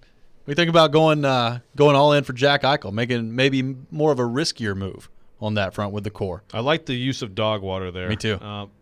Yeah, well, no, probably not on that. But I mean, the sentiment I would agree with, like a significant portion taking a risk. I mean, I think. The question is, what does a significant portion of the core mean? Right, and how are they moved out, and what are you getting back? I mean, but I think that we've talked about the untouchable list. It's short. It's very short. Very small list. Yeah. And I'd be looking at a lot of different options. As far as the Montreal, I mean, that's a little bit of a Montreal fan take. I mean, Carey Price, no doubt, right? But I don't they've think got a lot of good players. They got some, yeah. But I mean, look, to their credit, they're playing their system to a T right now. It's great. Yeah, I mean, look, when you make a run like this, you made the run. It's actually happening. I mean, Cole Caulfield looks great. I don't know if after one series I'm ready to just say he's better than Victor Arvidsson ever was, but looks pretty good out there. Great goal last night. Yeah.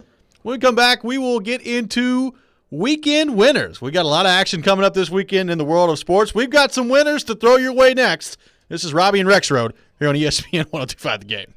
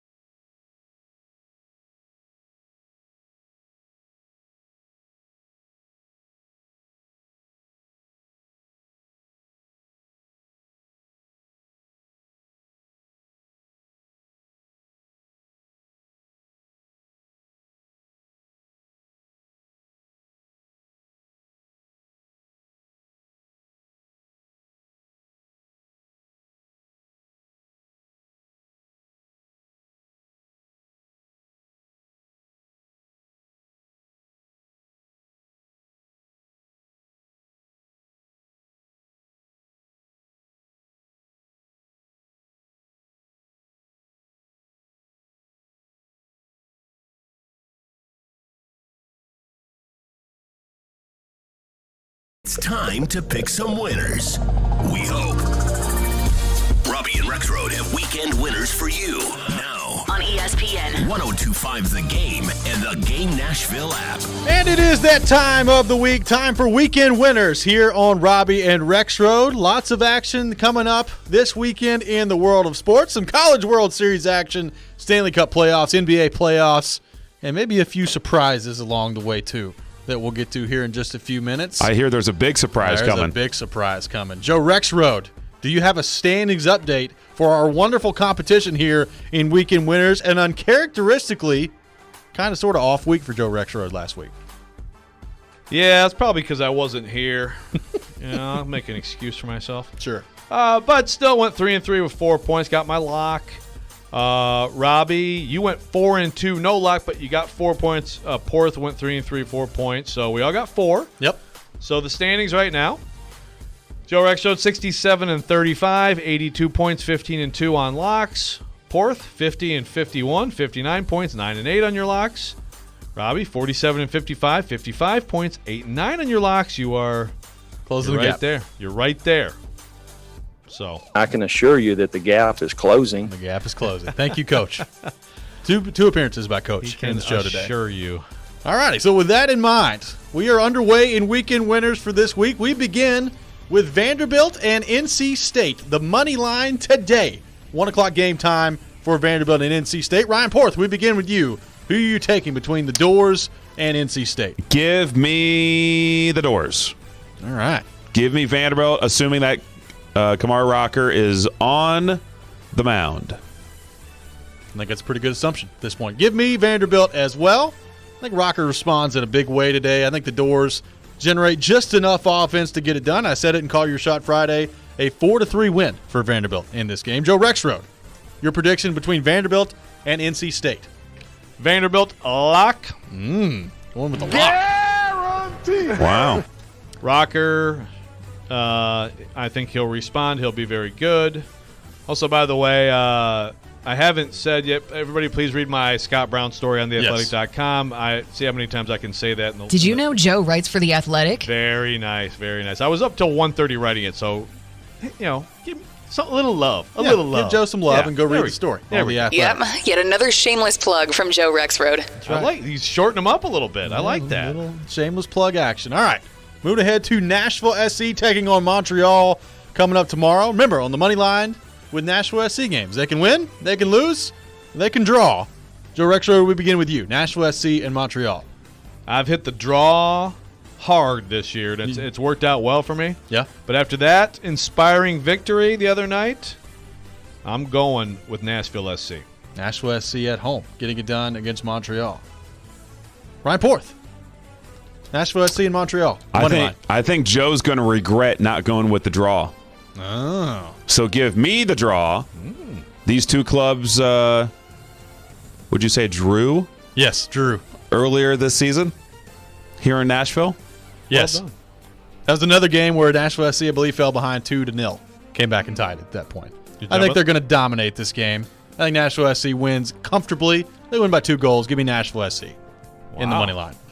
Throwing it out there. All right. I like it. There we go. All right, the Tampa Bay Lightning hosting the New York Islanders in Game 7 of the Stanley Cup semifinal. I guess this one technically the Eastern Conference final since Montreal apparently has won the West.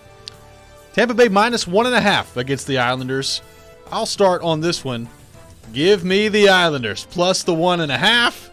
Not only will the Islanders cover the spread, the Islanders win this game outright, like I said in Call Your Shot Friday. Give me the Islanders plus 1.5. We get a Barry Trotz, Shea Weber Stanley Cup final. Ryan Porth, the Islanders the Lightning minus 1.5 against the Islanders. Well, if it's Islanders minus 1.5, then I think I know what I'm going with. Man, this is tough. This is very tough. It's supposed to be. It's tough. There's a lot of stalling going on here. Look, I went with called shot that this game's going to overtime tonight, so give me the Islanders plus 1.5. Yes. Islanders plus 1.5. Joe Rexrode, the Lightning, minus 1.5 against the Islanders. Your prediction? You're both taking that goal and a half, huh? That is correct. Yeah, all day, Tampa Bay. That rhymes. All day, Tampa Bay. So you think Tampa Bay is going to win by 2 or more? All right, I like it. I mean, they did win by 8 the last time they were at home against the New York. I mean, it was my called shot that they're going to win by 2 or more. I can't. I mean, I could, but I can't. Right? I got to go. We can't veer from our called shots. That's true. Is that actually a rule? Yeah, it's a rule. That's for sure. Okay. So now we go into the individual portion of weekend winners for this week. Ryan Porth, we begin with you. Your first individual selection. So the Houston Astros, I don't know if y'all are aware, are on a tear. Managed by Dusty Baker. Any trash cans involved? Potentially. Okay. Maybe some spider tack as well, but maybe they're putting spider tack on their bats because they're scoring almost 9 runs a game in the last 11. They're facing the Detroit Tigers, who they beat like a drum last night, and the Tigers have potentially the worst starting pitcher in baseball on the mound tonight, Willie Peralta, who I did not know was still pitching. He was with the Brewers like 10 years ago. I prefer Johnny Peralta, but yes. Yes. Freddie Peralta with the Brewers is pretty good, but the Tigers don't have Freddie. They have Willie. Astros minus 1.5 today. Wow. And that is Lock City. The lock for Porth. No faith in Big Willie Peralta out there. Hope he comes up, pitches the game of his life. Watch out for those Motor City Kitties. That's right. Joe Rexrode, your first individual Almighty selection. Team that will not yield. The Tigers do not deserve that. Although they're dog water, too. They are dog water. Bucks-Hawks game 2. Now, this is a tough one. Bucks minus 8. Yep. I feel very good about the Bucks winning. I'm gonna give the 8. That's a hard one, but I'm gonna give the 8. Bucks minus 8. Bucks minus 8 in game 2. Wow. Well, let me just go ahead and go in direct opposition to that. There we go. The Hawks plus 8 against the Bucks. I think the Bucks are going to win. I think they're going to win by like 5. Give me the Hawks plus 8 against the Milwaukee Bucks, and I'll lead us off with the second round of individual picks as well. Give me the Suns minus 1 against the Clippers in game 4 and make it my lock. I think the Suns are going to roll in game 4 against the Clippers. They didn't shoot very well. Devin Booker wasn't very good in game 3. He will be in game 4. The Suns take a 3-1 lead, and they win by 10 in game 4. That's my lock. Joe Rexrode, your second individual pick. You know, I was going to go with that, but you know what? I'm going to go the other way just to defy you. Okay. So give me the Clips and the point. The Clips have got the feeling. Paul George playoff P. Let's get it done. Clips plus 1. I can't wait for them to lose by 1 point and then both of y'all lose. Yeah, it could happen. According to our rules here. Yeah, it could be what happens. At this point. Ryan Ryan House Porth, wins, man. Your second individual selection. You get your money back if you push. My second selection. Going back to Bucks-Hawks. I'm going to use a prop. Okay. Chris Middleton over 23.5 points tonight. Ooh, I like that. In game 2. I like that. He went 0 for 9 from 3 in game 1. I think he bounces back over 23.5. Over 23.5 for Chris Middleton. So that is the second round of individual picks. Joe Rexrode, lead us off the final round of individual selections here on this edition of Weekend Winners. So, I mean, it's obviously about time to stop doing this because we're running out of options unless we want to do a lot of baseball. I mean, why not? The fading, NBA schedule is really distressing to me. Yeah. Here's a question for you: can I do a player prop in college baseball? Sure. What is it? Well, so that's the thing. I mean, obviously there won't be any, right? No, they don't do player props in college athletics in this state. There you go. So I can't make one up. No. You can't make one up. You can't sit here and say, oh, Kamar Rocker over 2.5 strikeouts today. Well, no, I mean, I would start making stuff up again. I'll take the Clippers plus 35.5. I would do one that would be reasonable. All right, fine. Give me Orioles, Blue Jays, yes. Harvey Manoah, over under 10.5. Give me the over all day. Yeah, on that. come on. Orioles, Jays, over 10.5. Over 10.5. Take the over. There you go. Life's too short to bet the under. There you go. The final round for Joe Rexrode there. Ryan Porth, your final individual selection. I'm actually going to the same game. Really? Blue Jays minus 1.5. This is the most attention the Blue Jays and the Orioles games have gotten all year. Yeah. All right. Blue Jays minus 1.5 against Baltimore. All right. Matt Harvey sucks. Okay, well, if that's the case, Joe, the over's looking good. That's why I went with the over, baby. There you go. That could be a smart pick. All right, the final selection here today. It's about time we got to this portion of the schedule, and I'm glad to be the one to bring it out. Give me a little Australian rules football. Give me Gold Coast plus 108 on the money line against North Melbourne. Ben King and company get it done outright for Gold Coast in this matchup. Okay, hold on. That's an awesome pick. Thank you. Gold Coast against Melbourne, you said? Against North Melbourne. North Melbourne. Not just Melbourne. North Melbourne. North Melbourne sucks. You don't want to bet against South Melbourne. Yeah, North Melbourne. Yeah. They'll tear you up. He wouldn't even touch something with South Melbourne. Well, it's like last week in the Europe tournament where we saw North Macedonia getting it done on the field, too. Which was what? MKD? Yes. As their initials? Correct. So there you go. I'm surprised I remembered that. Australian League football. Made a bet on Australian League football last week. They went well. My wife. But not in you weekend may winners. have a problem if. Yeah. I'm a big Tennessee Gold. Red Line at I'm a big Gold. 1-800-889-9789. Big Gold Coast fan. When is that game? Is that It is tonight Friday, at 10:45. But in Australia, it's Tuesday. Like when? No, it is tonight, Okay. 10:45, which God knows what time that is in Australia. Probably like 6:45 tomorrow morning at like tomorrow. 9. Yes, I'm going to be following that closely. you should be. Gold Coast, North Melbourne. You going to stay up for that, Joe? I might have to now. That is today's edition of Weekend Winners. How long are Aussie Rules football games anyway? Have you never seen any of those on at like 2 in the morning on ESPN? They're like no. 2 hours long. I'm usually sleeping at that point. They're great. If you've never watched Australian Rules football, I've watched it some. It's I peak like athleticism. I like it. It's awesome. Yeah. We'll see what happens. Rooting on Gold Coast heavily. When we come back, time for Nashville SC Pick to Click. Brought to you by Camarena Tequila. Be the first caller at 615-737-1025, 615-737-1025 to guess the goal scorer for Nashville SC coming up tomorrow against Montreal. If you get it right, you'll win a prize pack brought to you by Camarena Tequila and an upcoming pack of tickets to an upcoming Nashville SC home game as well. First caller, 615-737-1025. We'll do that next here on Robby and Rexrode, ESPN 1025, The Game. From the Fox 17 News Code Red Weather Center. I'm Fox 17 News Code Red meteorologist Dan Guthrie. Temperatures in the 80s on our way to highs in the lower 90s. Under mostly sunny to partly cloudy skies, breezy conditions continue. That's bringing in the heat and the humidity this weekend. This weather report brought to you by Hiller Plumbing, Heating, Cooling, and Electrical. Call the Happy Face Truck today.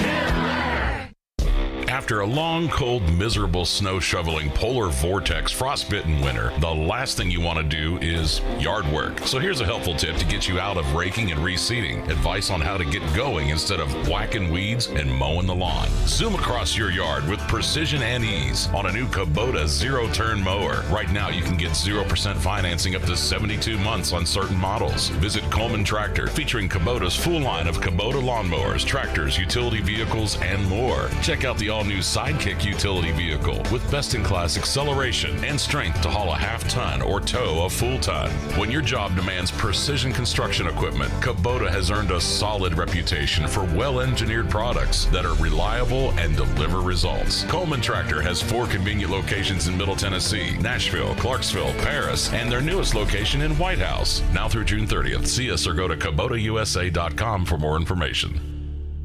Hey, it's Jared for TriStar Moving. If you're looking to move, you need to give my friends at TriStar Moving a call. At TriStar Moving, you'll get 5-star service throughout the entire process. Everything will be taken care of, from covering your floors, banisters, railings, front door thresholds, furniture, TVs, and more. They took great care of my move and made it as stress-free as possible. If you're looking to move, give TriStar Moving a call, 615-640-1219, or visit them at nashvillemoving.org/radio and get 5% off your entire move. TriStar Moving, my official movers. It's time for some straight talk. You've got real work to do, but everyone's sucking up the free Wi-Fi faster than a Mocha Choco double frap on ice. So be your own hotspot. Now with Straight Talk Wireless, get 10 gigs of hotspot data with the ultimate unlimited plan. Just $55 a month on America's largest and most dependable networks.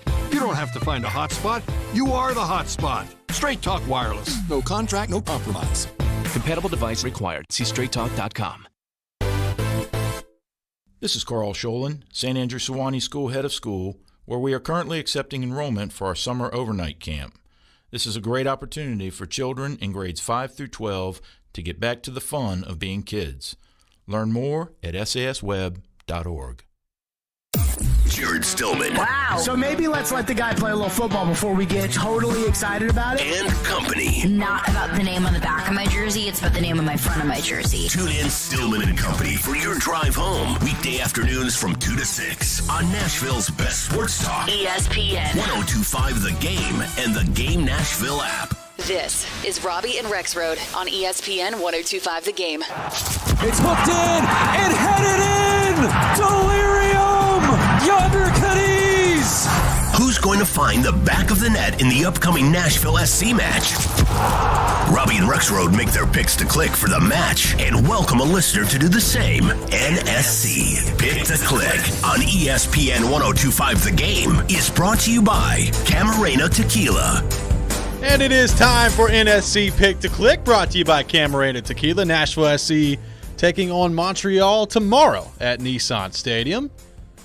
Nobody scored, or nobody got it right in Pick to Click earlier this week with a dramatic win on Wednesday for Nashville SC. So we're back at it again here on Friday. And Joe Rexrode, it's your turn, buddy, for the first pick in our competition today here on NSC Pick to Click, brought to you by Camarena Tequila. How exciting is this moment for you? Are you ready for your first selection here? Number 1 overall in Nashville SC Pick to Click. Am I going to be a prisoner of the moment? That's the question. Yes, Luke Hawkinson rides the wave. Wow.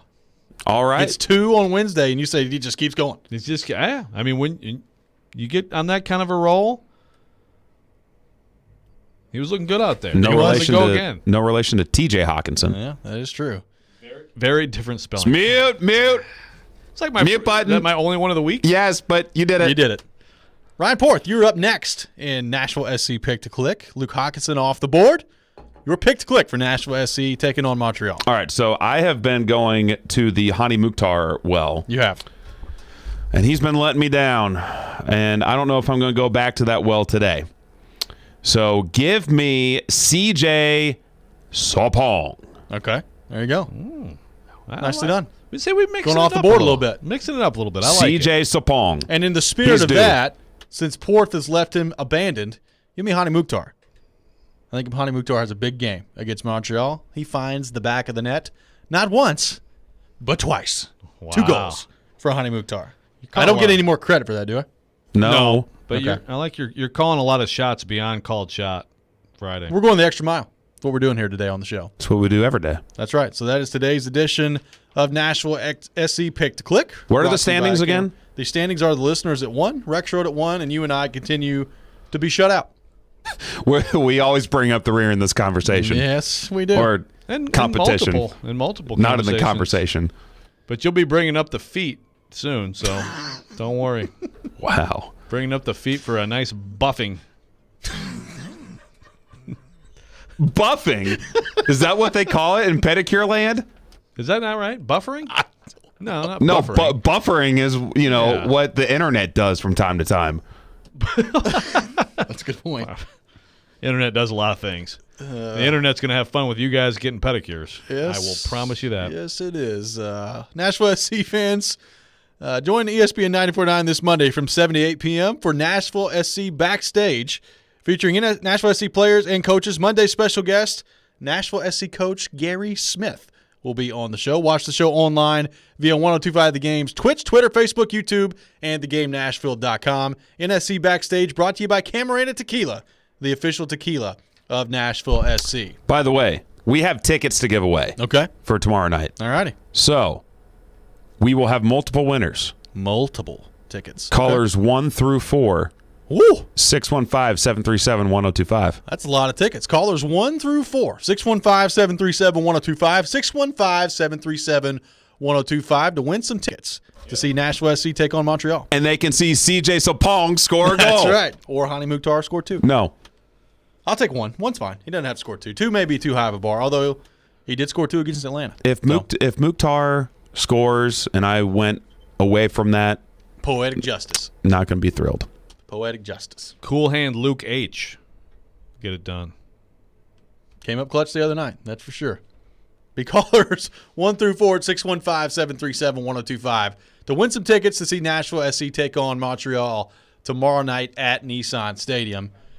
Joe Rexrode, we're only a few hours away now from Vanderbilt taking on NC State. You've come out with a piece at The Athletic detailing some important members of the Vanderbilt baseball organization. What were you working on, and what do you think of their prospects today in an elimination game against NC State? So nice of you to bring it up, Robby. Thank you. What a guy. Yeah, well, I wrote about Scott Brown. He's the pitching coach. He's the associate head coach. He could be Tim Corbin's successor. He could be a head coach somewhere else. He could have gone to the majors, I think, several times already. But he has a really kind of heartbreaking story, actually. He and his wife, they lost a daughter, and it actually has been 10 years now. But there's a pretty inspiring story behind that, and also there's a lot about the conversations the other day because, some of what Tim Corbin, obviously, he's the best coach in college baseball, one of the best coaches in college sports, but Scott Brown is a very, very important part of the whole picture and a very reliable sort of sounding board for Corbin and a guy who also makes his voice heard. So there's a lot about the conversations on the mound in that game, conversations in the dugout. He had a very fiery conversation with Christian Little that was before Corbin went off. Scott Brown was going off on Christian Little. So there's a lot about that in there, and he's a great story. And it's like with any really successful sports team, a lot of times I think assistant coaches and some of the support staffers get overlooked, but Scott Brown should not be. Absolutely. And Vanderbilt in action coming up later this afternoon. I would assume Kumar Rocker will be on the mound. And Joe Rexrode, we are a minimum of 9 innings away from figuring out whether or not one of us is in danger of pedicures coming up with our good friend Heidi from Dixon. I mean, the people out there who are listening who love pedicures, they got to be like, what are you guys talking about? Yeah, what are y'all afraid of? You should be embracing this. By the way, Kaharski texted me yesterday and said, if you're going to talk about your pedicure stuff, you have to talk about gout because I've had a gout attack. I think he's weirdly obsessed with my gout. Hopefully that's not still the case. If you lose this bet. I will tell you this. If you have a gout attack, do not get a pedicure on that day. That's my advice. Yes, please for don't. all listeners. Please don't. You're like WebMD over there. Do you have a feel for what gout is? Oh, yeah. Okay. Yeah. It sucks, man. I'm aware. Gout is dog water. I'm sure that it is. Oh, I did not expect this conversation to go that route. We'll see if the Vandy boys can get it done today in Omaha and if Kumar Rocker can bounce back after, for his standards, a bit of a lackluster performance in his first game of the College World Series this time around. It's going to be I think he's going to come up big. I think we're going to be talking about a big game tomorrow, regardless of who pitches. I think it's going to be a really compelling weekend in that tournament. It is. Lots of sports happening this weekend. Good luck to Gold Coast in the Australian Rules Football League. We'll be watching intently coming up at 10:45 tonight. That does it for us today here on Robby and Rexrode. Darren Donica Chase is coming next. You're listening to ESPN 102.5 The Game.